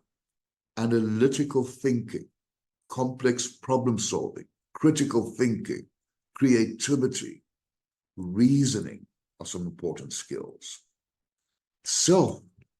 Empowerment, active learning and learning strategies, resilience, stress tolerance, leadership and social influence, and then naturally, use and design of technology. These are some of the recognized at this stage skills required. But I think rather look at the detail of the description, rather look at almost the sentiment that's starting to come through here. More and more analytical, active learning and the like. Well, this analysis looks at talents required. The first revolution, physical labor, basic engineering, learn a skill, and practice that skill from cradle to grave. Second revolution, electricity, mass production, was business acumen, standardization. Third revolution, which is still, of course, very much alive and well, deep expertise, especially the words cropped up repeatedly in STEM. Now, the fourth revolution, some of the most important talents, learning agility, adaptability, empathy, transdisciplinary thinking. Well, I'm sure you all know the acronym STEAM, which is the STEM with the addition of A for arts. Or we can look at this one, research done locally, integrated competencies. So you need learning competences, cognitive and reflective competences, human competences, cooperative competences, then technological competences, and active strategies to develop essential skills. I think the important point again is technology is one of the competences, not the only one, not the dominating one. As not as everybody going forward, we have to be able to write computer programs and be highly trained in digital analysis, etc. So from all of this, I'm going to move on to another exercise we did, this time for, still the NEDLAC exercise, where we came up, I won't bore you all the gory detail, with a set of scenarios for the world of work going forward. Now, what you see on this matrix, if you like, or 2 by 2, is after lots and lots of discussion and analysis, we narrowed the driving forces down into the bullet points you see here, of which on the top right-hand side, these are the really important ones we analyzed, we came up with. That in the future, or the future of the world of work, will be driven by everything on this page, but those in red will be of particular importance. They are pivotal uncertainties. We know they're going to have a high impact. We are less certain about the exact nature of the outcome. And from those, we again used a different technique to discover those two in particular are important because they have what we call high active values. They have a major impact on all the other variables in the system. The others are also important, but those in particular. And using those two, which are empowerment of individuals and appropriate skills, we came up with this scenario game board, if you like. So you see from left to right, an attitude almost, ranging from entitlement to empowerment, and then skills ranging from inappropriate to appropriate. And each one of these quadrants presents us with a possible future of work. And each one we tested for plausibility and being consistently correct, etc. And we can look at any one of these or all of them, but let's have a look at the bottom left-hand side. This is where people, in brackets, job seekers, have a strong sense of entitlement, at the same time, not necessarily appropriate skills. We call that as a dead end. Top left-hand side, people also have a strong sense of entitlement, but they do have appropriate skills. So they're demanding, and to some extent, they can control their destiny. Bottom right-hand side, here people are more empowered, but don't yet have the right skills, missing the mark, at least for now. Top right-hand side, which is probably the gold medal, is being empowered and having appropriate skills. So empowered people become accomplished game changers. Now, I have slides which give a summary of each one of these scenarios. Time will not allow that, but I do want to just zoom in on the top right-hand one. If you just bear with me. There it is. This is a scenario. And by the way, a scenario is never meant to be a prediction. It's just meant to be a possible plausible picture of the future. So here we have people continuously attaining appropriate skills. Everyone's working together efficiently. So government, in this scenario, ensures that people, policies enable skills development and lifelong learning. Business encourages and supports lifelong learning. Labor works with all the rest to ensure a fair and just environment. Communities benefit, and individuals are active agents of change. So applicants here have access to and are in command of technological equipment and robots. AI supports humans and helps to increase productivity. People have improved job quality and quality of life, a better balance between work and family. That helps reduce inequality. Sorry, I'm repeating myself there. There's a mental shift. We are not working against the fourth IR, we're working alongside robots and AI. It's time for me to start wrapping up. I see I've got about 2 minutes left, and I'll do so by just leaving a few general thoughts in your midst. First of all, I think we do need to become aware of a few home truths when we talk about jobs and the labor market, etc., such as economic growth does not guarantee job creation. I find it interesting when so many people, including politicians, seem to make the assumption as long as the economy grows, then jobs will be created, and enough jobs will be created. It's not quite that simple. I could double my production of pens by simply buying a nice big machine that makes pens. The economy will be growing without necessarily creating jobs. I would rather say that growth is a means towards an end. And there's a point again, especially now with the fourth IR. Production could happen without people. We must bear in mind that we are competing against both international providers, who very often have access to low-cost, productive labor, and then locally against robots. But we must not steer ourselves towards a situation that pegs people against robots, but rather one that works towards people working with the new technologies. We have a potential demographic dividend in this country. We have a situation where the population of working age is bigger than the rest of the population. And in other countries, historically, that kind of demographic composition has led to all kinds of good things happening. But one of the most important, I suppose, preconditions to enjoy demographic dividend is, of course, that those people of working age are able to find employment, and that implies having the right kind of skills and education. So we have a once-in-a-lifetime opportunity about to open up. It would be an awful shame that we would just squander that opportunity because our workforce, our young workforce, does not possess the required skills. Meanwhile, the workplace is becoming more democratized.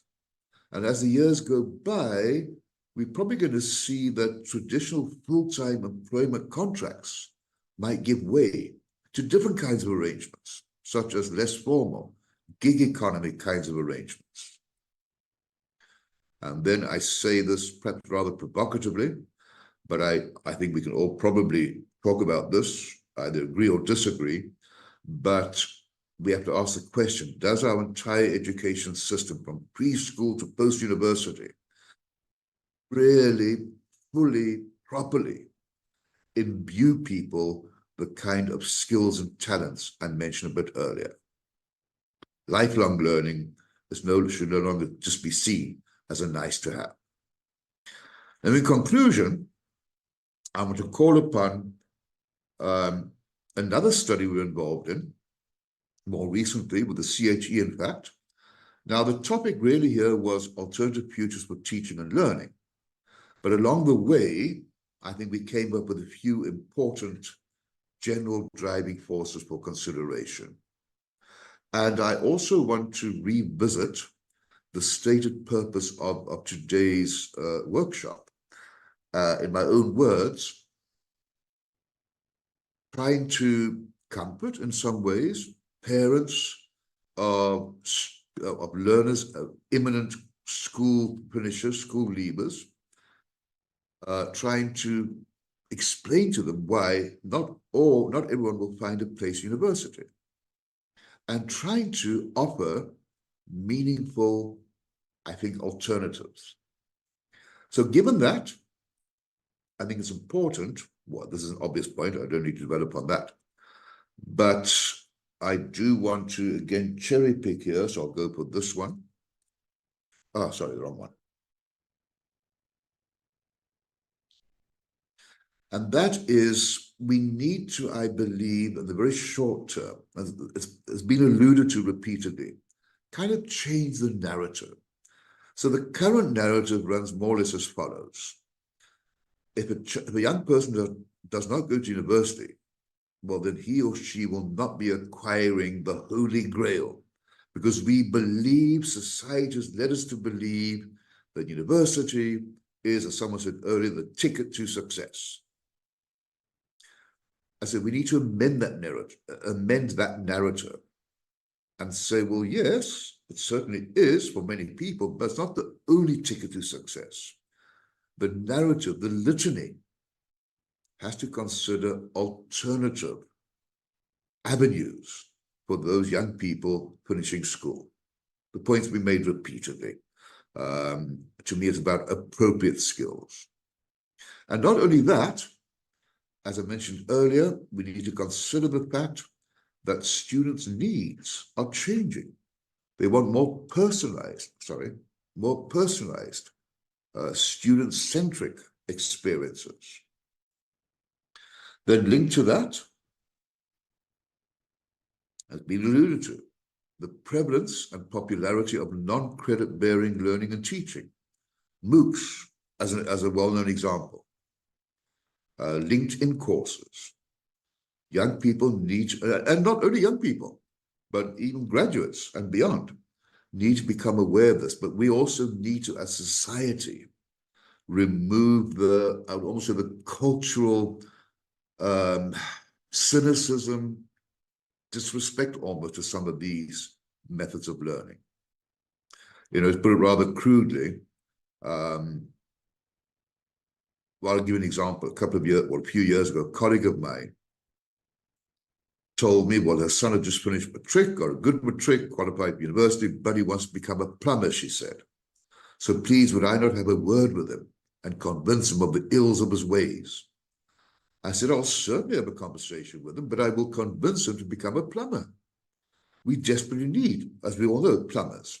I will also probably kind of convince him to do some course in management so as to become self-employed. At which point, she said, in that case, don't speak to him. But I think we need to, and the problem is that so many parents believe that becoming a plumber or an electrician, whatever the case may be, is kind of second rate, third rate. And not for my child. I want my child to become, as someone said earlier, a doctor, lawyer, etc. We need to change that. It's horses for courses. As we mentioned already, the role of private providers needs to be emphasized, I believe. And so the list goes on. But I think the important point, if I may conclude, is that obviously the world of work is constantly changing, evolving. At the same time, our universities, as we know them, let's call them public universities, simply don't have enough vacancies. The demand for places exceeds the supply. But we need to be able to say with authority and conviction that university is not the panacea for every single school leaver. There are many good and in many ways even more, I suppose, valid alternatives depending on the profession the young people wish to pursue. Right, I know I've exceeded my time. We've all exceeded our time. So I think I'll stop talking there and stop sharing as well. I'll do that. And that means I've just finished.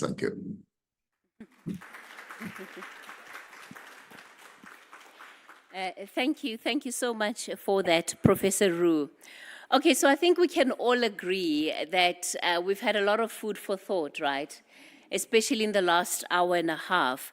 But I want us to really try and make sure that with the time that we have remaining, we stay true to the course of why we have all gathered here today, and bring on some of those thinking caps. The presentations that we've had have been really to help us open up our minds about how then we contribute and answer the question of rethinking this post-education system. More and more, as the speakers were running through their presentations, I actually was landing on a point that Professor Roo made, to say, is our system still fit for purpose in its current structure, in its current framework? Does it respond to not today's challenges, but to tomorrow, which is what we needed to do, right? Because we can't be solving for today if the future that we're building towards is going to be so vastly different to anything that we're experiencing today. And I wonder how much of that also needs to be feeding into our conversation. I'm going to begin this time with taking the questions and reflections in the room for our panelists before I take some of the questions that have been posted online. Of course, we do have our microphone that's roving around in the room. I'm going to ask you just to raise your hand. Please, let's try and keep, if it's not a question and it's a comment, please try and keep it as brief as possible. And remember that we have to come to the problem statement.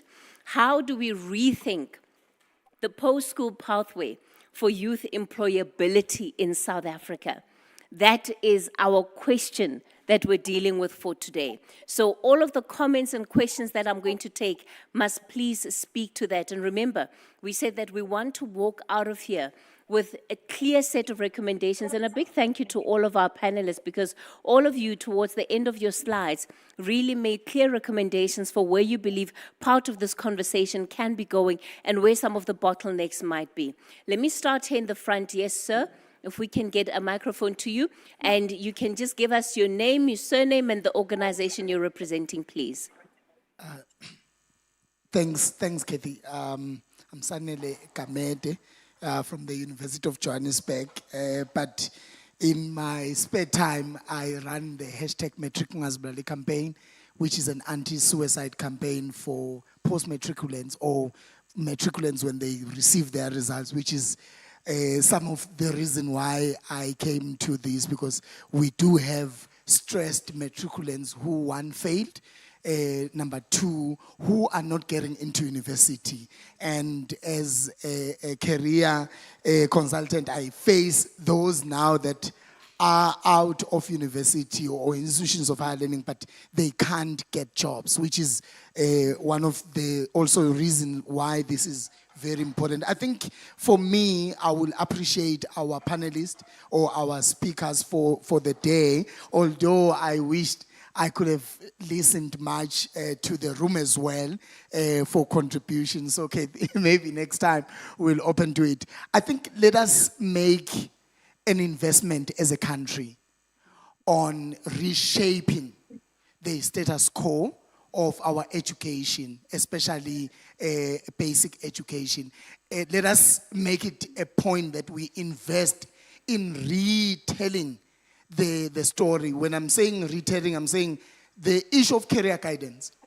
When we grew up, we had universities visiting, we had a lot of talks around education, and I could see with the graph that you presented, Prof, of the take-off of people getting into institutions of higher learning. It was as a result of that, and we are not getting that anymore. Mm-hmm. Universities are crying about funding. They are not investing in going out there. Government is not investing in telling a better story around where should young people go, why they should go. That's why we have TVET colleges that are a dumping site. And I'm sorry, Doc, you spoke very highly of, I figured you pointed a few of the TVET colleges, maybe particularly yours, but they are more of a dumping site, incredibly built. Investment has been done, but what I'm finding is no one is willing to go there. And the question is why? Because everyone is making universities a fashionable thing. Maybe Universities South Africa should change the name University South Africa, and maybe institutions of higher learning South Africa to include probably, because we need to reconfigure the entire thing. That's why Okay. when you say the systems, maybe they're not working for the generation anymore. All right. That's my contribution. Thank you. Thank you so much for that contribution, sir. If you can just pass the microphone to the lady behind. Yes? Yes, ma'am. Afternoon, everyone. I'm Relebohile Mashile, and I'm from the University of Pretoria. So I think my question is specific to Dr. Mothapo. He mentioned one of the recommendations being a more administrative situation where the universities are in communication with the TVETs to make sure the requirements for enrollment are being necessary. My question right there is this a desire for TVETs to groom students, to get them into trade in particular, or to have them advance into these rather formal degrees, as you would have them in that way? And if that desire is there to have these requirements be more cohesive and move between TVETs and higher and universities, is there current talks or current progress in that happening currently? Maybe also I'm going to ask this as well to the panel. They spoke about being in enrollment institution and planning, maybe comments coming from there. Thank you. All right. Thank you for that. Yes, sir, was your hand up? Okay. Please, let's get a microphone to him. Thank you. Thank you. My name is Remy Nadozie from Rhodes University. The NDP has a target of reaching 30% participation rate for young people between 18 and 24 in higher education. We are coming from around less than 10% 30 years ago. We are currently around 24%. So what we are envisaging is, or experiencing, should not be surprising. It's already there in the NDP. Another comment I would like to make is we are talking about access, but success is also a very important aspect. Yeah. Out of the close to 200,000 cohorts that get into the system each year, 30 to 40% do not finish. And you have a system where some of these young people may have committed 2-3 years, say in engineering, for instance. Although, Doc, you did mention that it's not a waste, but you need a kind of validation or certification, particularly if you are a person of color, to really assert yourself and make anything out of it. So can't we have a system for these young people to get something out of the system through an integrated, I like the concept of integrated NQF system, collaboration between the QCTO and the CHE, for there to be a kind of an assessment system or evaluation system so that a child into a third year in engineering doesn't go with nothing. Thank you. Yeah, thank you so much for those points. And I think that that's such an important issue that you're raising, because we see it at the beginning of the school year too. The number of students that are crying because they can't access their transcripts because their fees are not paid up. And without that transcript, they are unable to access any opportunities in the workplace. And I think part of what you're saying also speaks to that aspect of what happens to this young person who is stuck in the system for whatever reason and needs a pathway out. Are there ways in which those pathways could be better fostered? Let me come to the front then and give Dr. Mothapo an opportunity to answer. I don't know which of the other panelists would want to take some of the other questions that, yes. Yes, that's fine, ma'am. You can use the one in the front. Point of clarity from the colleagues. Yeah, from the colleagues, you both promoted the private sector and the TVET sector. The question is, do you have absorptive capacity? Because my understanding is that TVETs are full as well. So that is the problem that we're trying to partly deal with, which is the availability of spaces within universities, the private sector, and the TVET colleges. So if you can quantify that for us so that we have an idea, the same way we have quantified it for universities, the demand and supply. That's the question. Thanks. All right, thank you. Thank you so much. Maybe to the first question. Obviously, we do have students at the college that desire to go to university. And that's the reason why I said we don't have a one-size-fits-all. There will be some that wants to go to the university. Currently, we are encouraged to facilitate articulation among ourselves. So in other words, individually, we as the college, we approach a university that offers programs that are easily aligned to the programs that we offer. And mainly for our students that have completed at the college. But the truth be told, that's an outdated model. The current model promotes dual enrollment, where students should actually be able to enroll for modules at the university while they study at the college. And when they complete, they just do 1 year and graduate at the university. That's where we should be, not talking about the student completing a diploma at the college, and when he goes to the university, we subject the students to another diploma in the same qualification. It's wasting resources of the state because many of our students are funded. So maybe I should use the opportunity from subco to universities and at this level, because really, if we have an articulation at the Northwest University or Val University of Technology, it doesn't mean all of our students, when they complete the college, they go to VUT. Some go to UJ. And they will struggle because we will not have engaged UJ. So we need an engagement at a higher level to enable a smooth transition for all of our students that are coming out of colleges. When it comes to capacity, our capacity is actually bottlenecked by funding.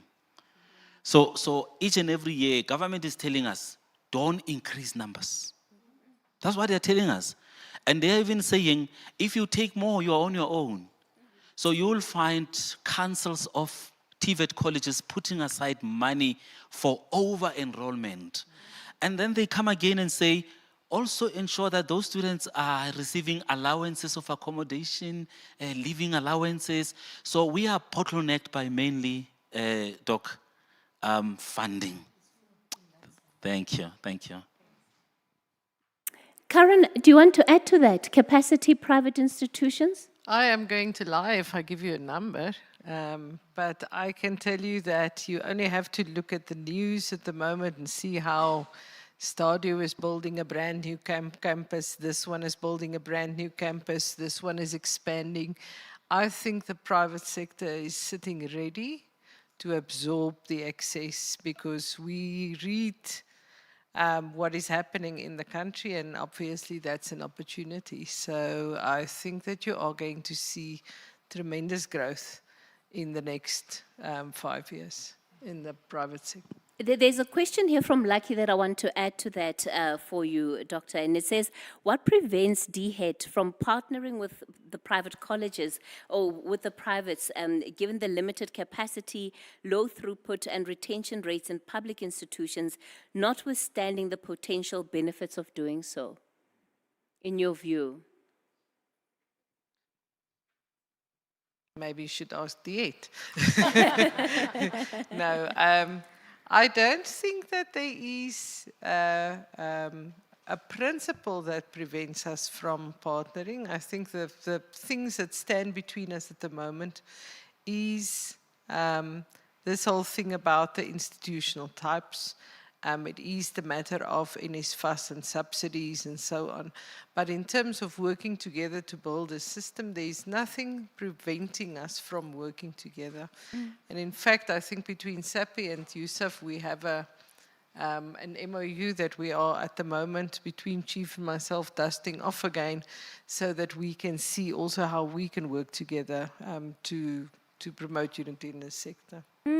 Professor Gustafsson, I want to put this one to you because it's again around the private institutions, and it's from Shirley Lloyd, who says that privates are excluded from the statistics provided in the PSET system research reports, which skews the real picture about the state of post-school education and training in South Africa. Can you give perhaps a perspective on that? And perhaps even you, Denise, if you want to, you can do that. Yeah, I think Denise is also well placed to comment on that. But I think that the trick here is to have data and accurate data. You're actually relying on the providers to submit such data. In the past, and I think the National Learners Records database is built from what was the graduate records and something else, and then actually HEMAS feeds into the National Learners Records database. So there was a system to collect data from the public institutions. Obviously, that system had to exist because that's also related to subsidies. There wasn't a system necessarily to collect data from the private institutions in the past, and I think that SAQA and the CHS worked very hard to put that system together. But it took some time, and there's huge gaps in past data that still needs to be, collected and updated. So the data is at most gappy. And I think between the DHET and the CHE, they can't also always agree on which source of data to use. And, it's so rather than putting incorrect things out there, they would rather not publish. And I don't know if Denise wants to add to that. Sure, thanks for that, Karen. I did actually include, because I used the department statistics in the 1.6 million, there were 200,000 odd in the private sector. I think that's fairly accurate. I wouldn't stand by it fully, but I think it's gut feel. It's a pretty good number. One thing I wanted to say about the private sector, and I've got my old CHE accreditation hat on. We did give you a rough time in the beginning with accreditation and so on, but I actually think it was a really good thing. Because I've looked at other countries where the private sector has grown uncontrollably, and you cannot get public trust in a sector when you do have all the fly-by-nights and you are having students exploited, etc. So we gave you a rough time in the beginning, but I think the private sector is now very well placed to grow.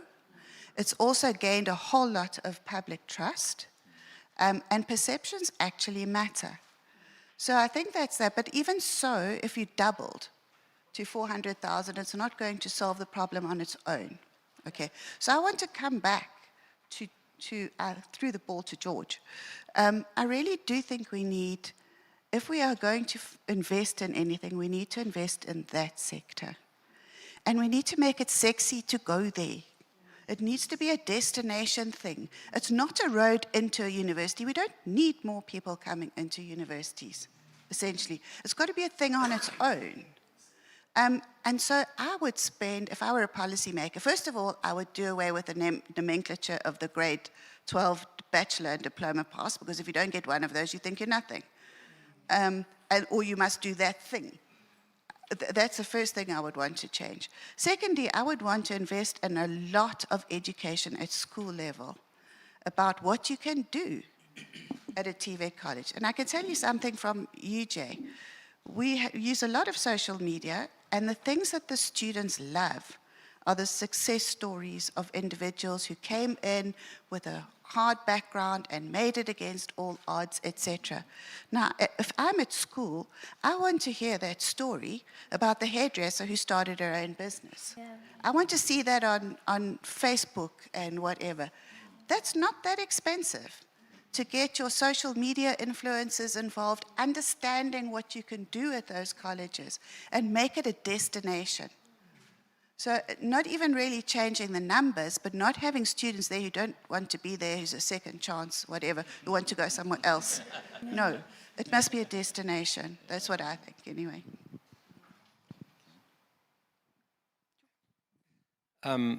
Yeah, I can confirm that, I mean, DHET is fairly good at publishing statistics on both private higher education institutions and some statistics on private TVET as well. So those statistics are there, and the data situation has become better, and it's crucial that it gets better for us to understand pathways, because let's remember that pathways is about how individuals are moving.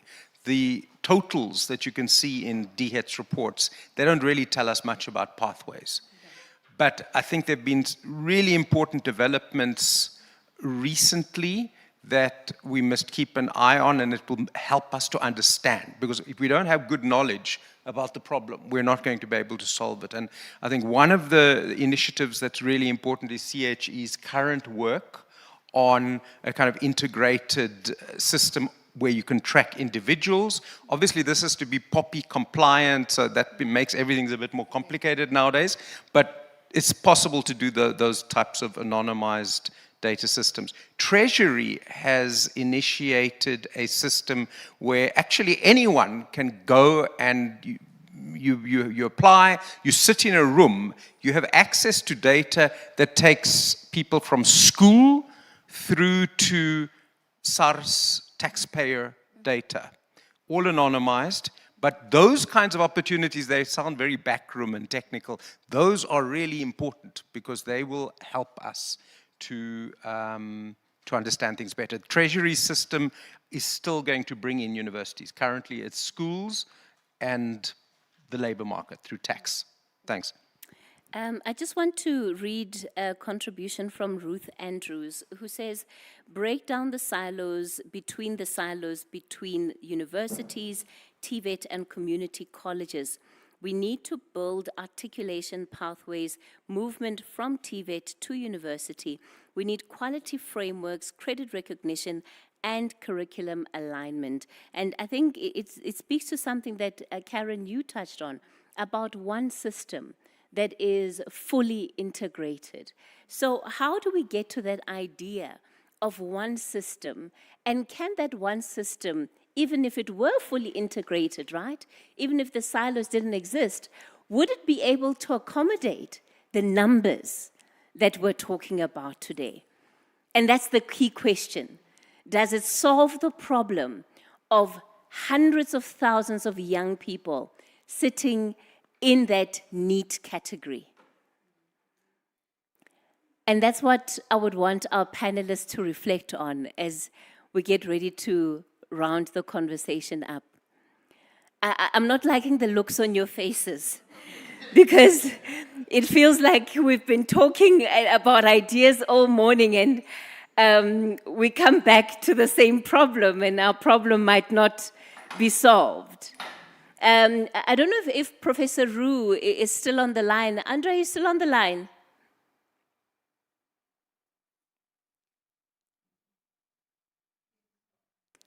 Yes, there we go.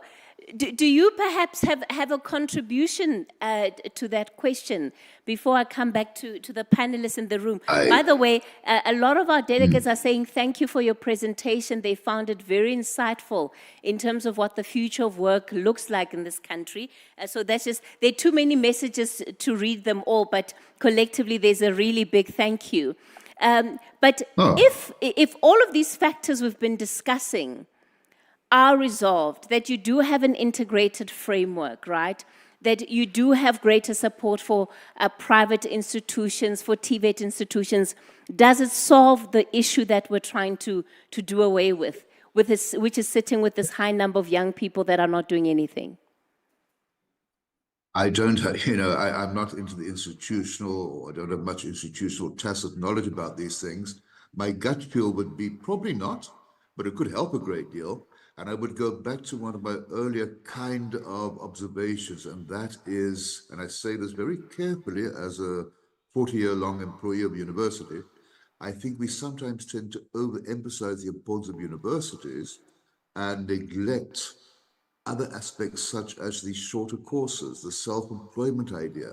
The fastest growing kind of work in the world is self-employment.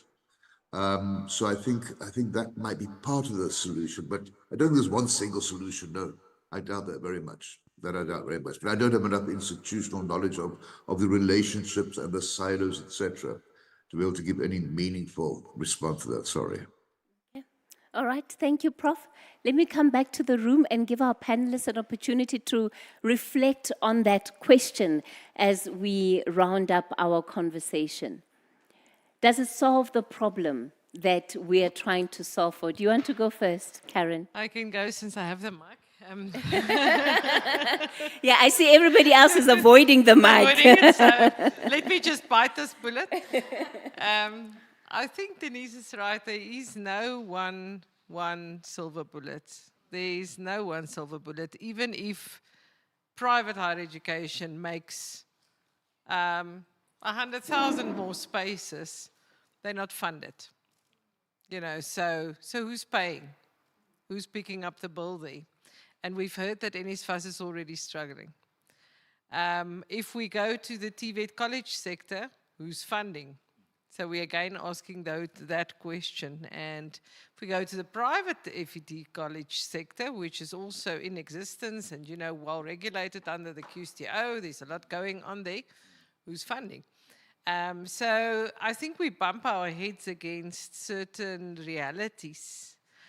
But there's certainly a lot that we can do that's within our power. And I think one of the things is this public-private partnerships and how do we work together? The short learning program options, what is out there that can skill a young person to the point where you don't need a 3-year degree, but you have a unique skill. And certainly, talking about this gig economy and creating your own work and so on are possibilities. So I think as we throw around these ideas, it's actually necessary to sort of get to a conclusion of these are the 10 things that we can tackle, that's within our ability, and that will at least make a dent. But in our lifetime, we can only ever make a dent. I think as you pass the microphone on there, I'm going to add another aspect to the question that I've asked you, and it's coming through from Robin Pritchard, who wants to also have the issue of employers who don't want to host learners from colleges in their workplace programs, and that there seems to be quite a pushback from industry on this particular issue. And I wonder how you're dealing with it as a TVET, and to what extent that also enhances these narratives, very harmful narratives about TVETs and colleges. Yeah, thank you so much. And maybe just to address that, it's mainly due to industry not having a knowledge of what we do at the college. At the moment, we are doing our level best to organize, business breakfasts where we invite business to come and we tell them what we do at the college and how our students can access workplace and even employment at those businesses. I think something needs to be done. We can increase access if we move away from a funding models that seems to suggest that, in line with what you said, that you need 3 years to come to the college and learn 100 things and use only 3 things to contribute to economy. So at the college, in the occupational program, we offer qualifications, but we also offer skills. And a skill, it means you need only 30 credits at the college, and we teach you welding, and you go out there, you open a business in welding. And that is really funded. So in other words, the focus is only producing or funding students that come to the college and stay for 3 years, for 4 years or so. So if policymakers can be brought in their thinking in terms of how do we increase access to colleges, I think that will impact more. Kathy, I'm from Limpopo, and where I come from, you've got young people that are declared to be unemployed, and they're receiving 350, yet they're building houses, they're wiring our houses, and they see themselves as unemployed. And that is another market that we can uplift, because they need to come to the college and just get a skill and do even more in the skill that they already have. Yeah. Thank you. Thank you. Thank you. I think you're absolutely right. There's no one silver bullet that's going to solve all of this. But there are little bits that we can do incrementally across the system. I've mentioned some of them about the TVETs. I think you're absolutely right in there are so many inefficiencies in the system. Students are funded, as you say, we front load them for those 3 years. But our throughput rates are poor on the whole. Can we afford that? Why do we not change the model of our thinking and have shorter bits that students can manage and do and go out there? And I think that is particularly in a sector that deals with skills. Now, I also think, and I mentioned it, I think universities should also be doing that in distance education. There's lots of gaps that we need to plug in making sure that our graduates who have all been front-loaded actually get employed.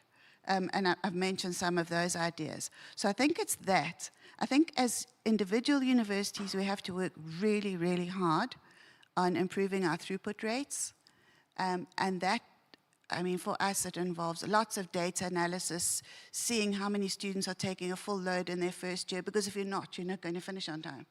So, and then the advice to actually take a full load so that you can get there. And advice and little bits of top-up funding. Top-up funding is so important.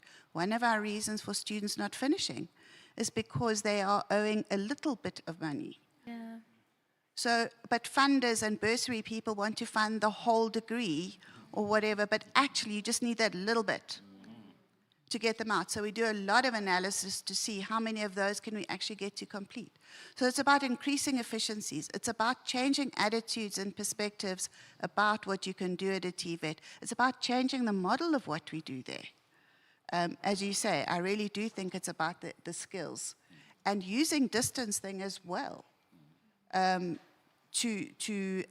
pick up a particular skill like Excel or something. I mentioned that earlier. Those kinds of things all together, growing the private sector to absorb those students who can actually pay. So yeah, all of those things together would help, but it doesn't help, sorry colleagues, I come back to the negative, when we have a massive government debt and we have you wonder where would the extra money for NSFAS, etc., come from, which we would clearly need. All right. Thanks.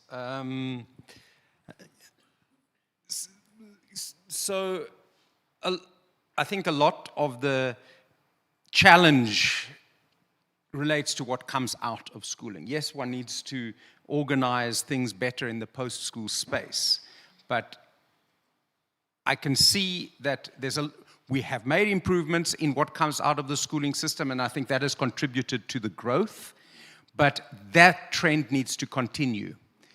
And just to link up a little bit to Andre's lovely presentation, I'm often struck in this kind of environment of uncertainty, fourth industrial revolution, AI, what's going to happen. There seem to be two conversations that need to be joined up, I think, better. On the one hand, especially in basic education circles, there's a lot of emphasis on the basic skills. Like there's a problem with reading, there's a problem with basic numeracy. And then if you go into another room, it's, oh, we need to diversify the curriculum and we need to, make people more creative. They're both important. And I think that part of the challenge we sit with in basic education is to join those dots, because you're not going to be creative if you can't read. So both the basic skills and the kind of curriculum diversification things need to happen, and both of those things can, I think, lead to young people who are going to feed into a more dynamic and growing post-school and university sector. Thanks. All right, well, let me thank all of our panelists. Please give them a round of applause for me. Thank you so much. I think your insights have really, really been incredible, and they've helped to shape our conversation in so many ways. The overarching thought that I'm left with, and it goes back to a survey that I think, Denise, you ran us through it, about what employers give you as an institution feedback. And it relates to flexibility and adaptability. How quickly are we able to turn these ideas into solutions to the problems that we're facing right now? Because in the absence of that, the problem continues to compound. And I guess it's a question that University South Africa then will have to answer. How quickly can all of these ideas be brought online to answer the problem, maybe it might not be for next year's cohort, might not be even for 2027 cohort, but certainly that by 2030, the way in which one is able to navigate higher education speaks to the future that we're working towards. On that note, I'm going to invite onto stage Dr. Petiwe Matutu, who's the CEO of University South Africa. She's going to be giving us a wrap of today's proceedings and, of course, a way forward. Please give her a round of applause as she comes up.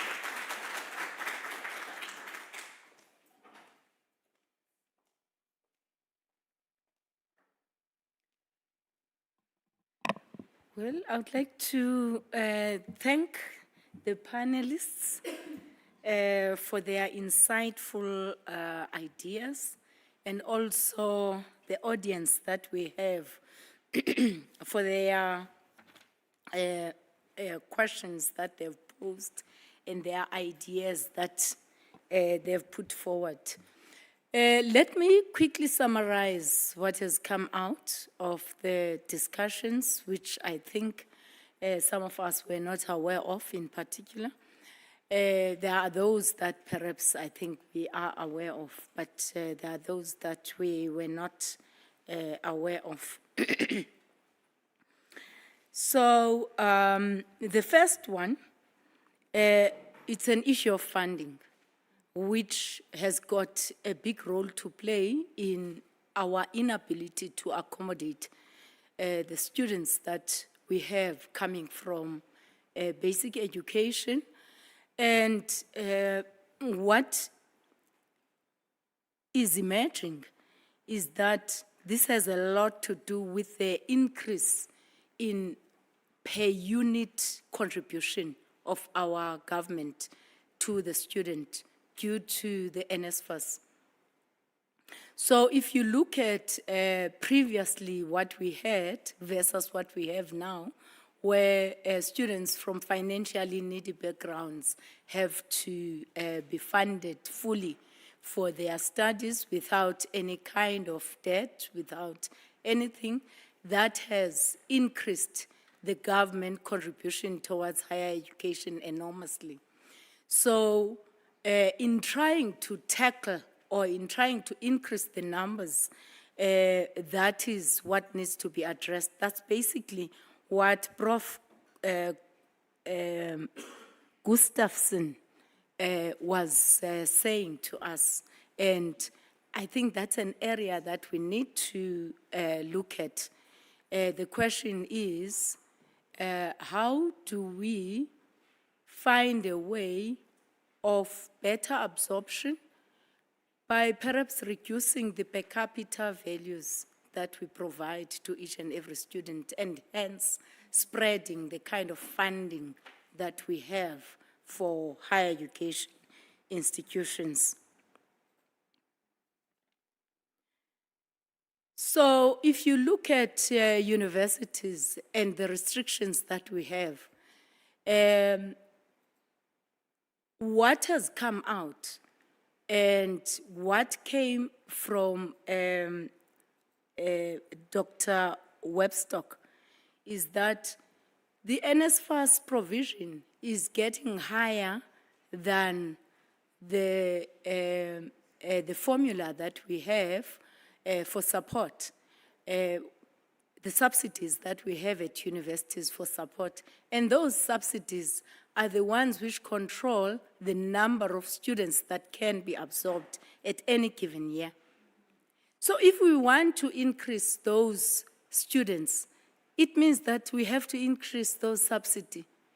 And if we want to increase the subsidy with the current funding that we have to decrease the NSFAS provision. And if we want to do so, we have to find alternative sources of funding rather than the government funding alone. So that is the message that I'm getting, although the colleagues did not take the argument up to the end. I'm taking the arguments up to the end. So perhaps they will say I'm putting words into their own mouths, which I think is not the issue. It's about extrapolating from what they've said. Similarly, with Dr. Mothapo, what he is saying is that within the TVET colleges, the major restriction is funding in terms of the number of students that they can accept. So that funding is based on two things. That is the number of students that can be given NSFAS and funding and whatever kind of subsidies that they can get.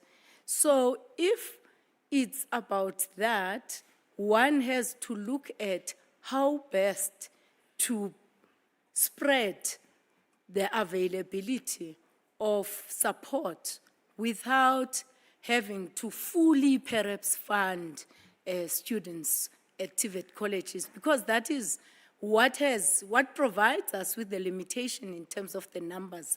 If we are to expand the numbers, then what do we do in order to ensure that the available government funding stretches beyond what is there? So if you look at the expansion, one has to look at the NSFAS funding because it has a huge bearing on lack thereof of our expansion. So I do think that that is very clear when it comes to the issues of funding. The other aspect that I think very few of us were aware of is this thing of a bachelor's pass. What has been highlighted here is that as much as about 70% of students, sometimes with a bachelor's pass, do not qualify to get into university due to their academic performance within the schooling sector. So if we are to change that, it becomes important for us to change what is called a bachelor's pass. If we don't do so, we keep on raising the expectations of parents, the expectations of learners for students who cannot even access higher education. Then the other element within access to higher education, which has been highlighted, is the combination of the subjects and the levels at which they are passed. Mathematics and physics highlighted as a big barrier or gateway subjects into higher education. So it becomes important for basic education to work on this. These issues of non-performance are not only about students' lack of awareness. Sometimes it's availability of teachers who are competent in these subjects. So I do think that it goes beyond just awareness and lack thereof. So the basic education, we need to get to a level where there is awareness. Of course, SASTA plays quite a huge role. That was my role while I was still in the Department of Science and Technology. And people complained that learners who were not that competent wanted to be engineers and so on. I think we did a good job in terms of promoting mathematics and science subjects within that SASTA regime. It's still their role up to now within the Department of Science technology and innovation. So it becomes important for us to be aware of what we do. We promote it as well. But I do think that the problem is bigger than that. We have to get good teachers who can teach these subjects. There was a stage where we had to import teachers from Zimbabwe, for instance, to teach mathematics, to teach physical science. So the issue of the misalignment between the subjects which are required within universities and what is available is also aligned to what was highlighted at the end on the labor market and the roles of which are being influenced by 4IR versus the current roles in terms of the skills that we have within the sector. So it becomes important that we also are quite responsive to that. I'm talking about from schooling in terms of production of the school learners and also within the universities.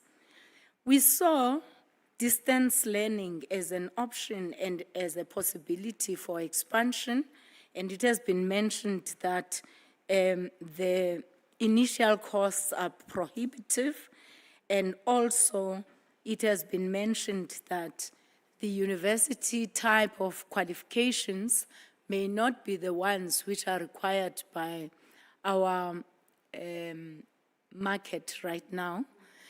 It becomes a challenge to say this for sure because we're experiencing the highest unemployment levels within TVET colleges.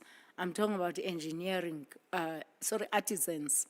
So the issue of the private sector and its needs and the ability to create spaces for entry-level graduates from TVETs is important. If we do not deal with that challenge, we'll keep on having unemployed TVET graduates who are artisans, whereas they are looking for those with experience from their side. I'm talking about our private sector. There was a study that I read recently, and they were talking about 68% unemployment levels at that level. I'm talking about engineering and artisans. It's not a misalignment of areas of specializations within the TVET. Perhaps we need to start looking at not just knowledge of what TVETs do, but creating entry-level positions within the private sector. You can't be asking for experience from people who've just graduated. And one was driving me to the airport and is a driver. And I'm saying, these are the artisans that we need. And said the position that I got, it was difficult for me to lie because I'm dealing with electricity, to lie and say I've got this experience which is required. And I had to give it up because they said, we need you to be in charge, we need you to, we don't have anything which is lower than that. And she felt, no, this would be so dangerous. I can't say I've had this experience. I don't have it, and I'm not at that level. And that's all that is available. There's nothing which is below that. So we need to work to ensure that the graduates that are there are absorbed. And this is not a matter of quality. This is not a matter of attitude. It's just a matter of a system which is not ready for the graduates that are expected. So the issue of distance learning, I do think that we do not need to give up when it comes to higher education institutions. We need to really explore this element of the distance learning. Because in as much as UNISA absorbed about a quarter of the graduates, of the high school, the people who've completed, we still have some kind of demand. you look at the qualifications that we have and the demands that have been set here, we need to have a way of ensuring that we can make it cheaper, we can, in the end, make it easier for people to still access higher education within the constraint of TVET colleges, because we've had these constraints. One, being that they are full. Secondly, being that they experience higher levels of unemployment due to the perhaps lack of readiness of the private sector to absorb them. So what has been suggested by a number of people is that we do need to look at this lifelong learning, where people can learn skills which are not 3-year qualifications, which are not 2-year qualifications, which are short learning courses or a particular skill, so that we can find ways of absorbing people who are competent in particular areas within our economy, rather than, that's another way of reducing the kind of costs that we are seeing. And also the alternatives have been on non-credit bearing learning and teaching courses which are offered by various institutions. So I think from my side, the gaps, of course, between what is being offered in the various sectors and what is required, finding ways of beefing up and lifelong learning to have these short skills development programs at costs which are not too much and at the same time in partnership with the private sector. So I would think that that's the summary of what we have come up with. These ideas, as they come, they build on to what we focus on as Universities South Africa in collaboration with a whole lot of other things that we have. In our midst, we had colleagues who are working in the World of Work Strategy Group. We have another strategy group which is called Teaching and Learning Strategy Group within USAF. They take up some of the ideas which are coming through. I saw Remy, who was seated there. He's a member of our World of Work Strategy Group.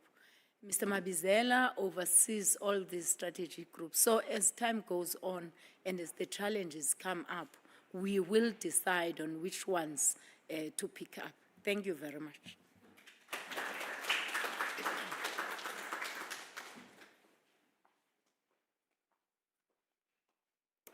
All right, ladies and gentlemen, a big thank you to all of you once again for joining us today for this inaugural thought leadership event, Rethinking Post-School Pathways for Youth Employability in South Africa.